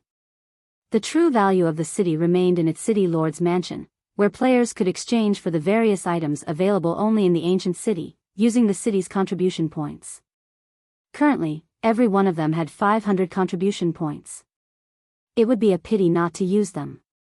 Shifeng and the others spent over 2 hours traveling down Lightforged City's main street before arriving in front of the 600-meter-tall City Lord's mansion. Currently, dozens of uniformed knights were standing guard before the entrance of the City Lord's mansion. Not only were these knights at level 180, tier 3, but they also possessed life ratings rivaling that of archaic species. The aura they radiated was comparable with that of mythic monsters of the same level. As for the knight captain leading these knights, he was a bona fide tier 4 NPC. His mere presence put intense pressure on Shifeng. Meanwhile, when everyone entered the City Lord's mansion's first-floor exchange hall, they were stunned by the scene before them. Currently, all sorts of items were on display in the exchange hall. Among them were epic weapon and equipment designs, grandmaster potion recipes, rare skills and spells, bronze combat techniques, advanced construction designs, and designs for war weapons. Every one of these items was an unbelievable treasure that one could only come across by luck in the outside world. Now, however, a plethora of such treasures greeted their eyes. Of course, everyone could only afford to look at these items. After all, even the cheapest of these displayed treasures cost 4,000 contribution points, with the more expensive ones costing tens of thousands of points. With each of them having only 500 points, they shouldn't even think of purchasing any of these items. Fortunately, these valuable treasures weren't the only things available for exchange. There were still plenty of cheap and ordinary items within their means. An example of these items would be the magic stone and enchanted potion. Of those present, whether it was Violet Sword's or Azure's members, they almost immediately chose to spend all of their contribution points on the tier 3 magic stones and enchanted potions. Guild Leader, the items available for exchange here have limited quantities. Let's quickly exchange for some tier 3 magic stones and enchanted potions as well. If we wait until the others get resurrected, there won't be anything left for us, Aqua Rose urged hurriedly as she looked at Shifeng, who showed no interest in the magic stones and enchanted potions at all. All items in the exchange hall had an exchange limit. While some would be restocked over time, the more valuable treasures were unique items, no longer available once exchanged. As for the tier 3 magic stones and enchanted potions, while they weren't unique items, if everyone were to spend all 500 of their contribution points on these 2 items, there would only be enough to supply 50 people. Once these items sold out, those who wanted them would have to wait until they got restocked to exchange for these items. However, who knew when these items would get restocked? No need to rush this, Shifeng said, shaking his head. He then shifted his gaze to a shelf carrying bottles of icy blue liquid, saying, "Have everyone exchange for 10 master concentration recovery potions first." Guild leader, that concentration recovery potion is too expensive at 50 points per bottle. Do we really need to buy it? Aqua Rose could not help her exasperation when she saw the price of the master concentration recovery potion. That item only aids players in recovering concentration. Moreover, each potion lasts only 2 hours. Although it is a rare potion in the outside world, spending our precious points on it is a little. Concentration recovery potions were indeed incredibly rare but not particularly useful since players naturally recovered their concentration over time. If players rested inside a city, their recovery rate would be even quicker. Hence, items that helped in the recovery of concentration were not that expensive on the market. Spending 50 contribution points to exchange for just one master concentration recovery potion now was simply an extravagance. After all, the master enchanted potion cost only 10 contribution points, yet it lasted 6 hours. Relax. Just exchange all your points for the potion. I guarantee that the value you can get from these potions will greatly surpass your expectations. They're even more valuable than those tier 3 magic stones, Shifeng said, chuckling when he saw the anxious look on Aqua Rose's face. In his opinion, the master concentration recovery potion was very cheap. Moreover, they were allowed to purchase the potion only because they had the noble authority token. Otherwise, they wouldn't have the qualifications to do so. If these master concentration recovery potions were put up for sale during his previous life, just one potion would have sold for the price of one epic material. Even at such a price, rarely anybody would be willing to sell their potions. After saying so, Shifeng spent all his points on master concentration recovery potions without hesitation. Aqua Rose no longer tried to dissuade Shifeng. After all, he definitely had his reasons for such a decision. Following which, she and the others exchanged all their points for master concentration recovery potions as well. Read latest chapters at Wuxia World. EU Violet Swords and Azure's members were confused upon seeing this scene. They could not understand why Zero Wings members would exchange for potions that did not provide the slightest bit of help in training. However, they did not pay too much attention to this matter. After all, their alchemy array's duration was running down. Now that they had obtained the magic stones and enchanted potions, they had to devote their efforts to training. As for what Zero Wings members intended to do, that was none of their business. Violet Swords and Azure's members promptly ran to Lightforged cities' arenas to train. As for Zero Wings members, they made their way to the city wall under Shifeng's lead. Let's hope these potions will be enough for me to break through to the tier 4 standard. As Shifeng gazed at the gigantic statues atop the distant wall, his footsteps sped up automatically. You're tuning in to the Biyao's Wuxia Chronicles YouTube channel.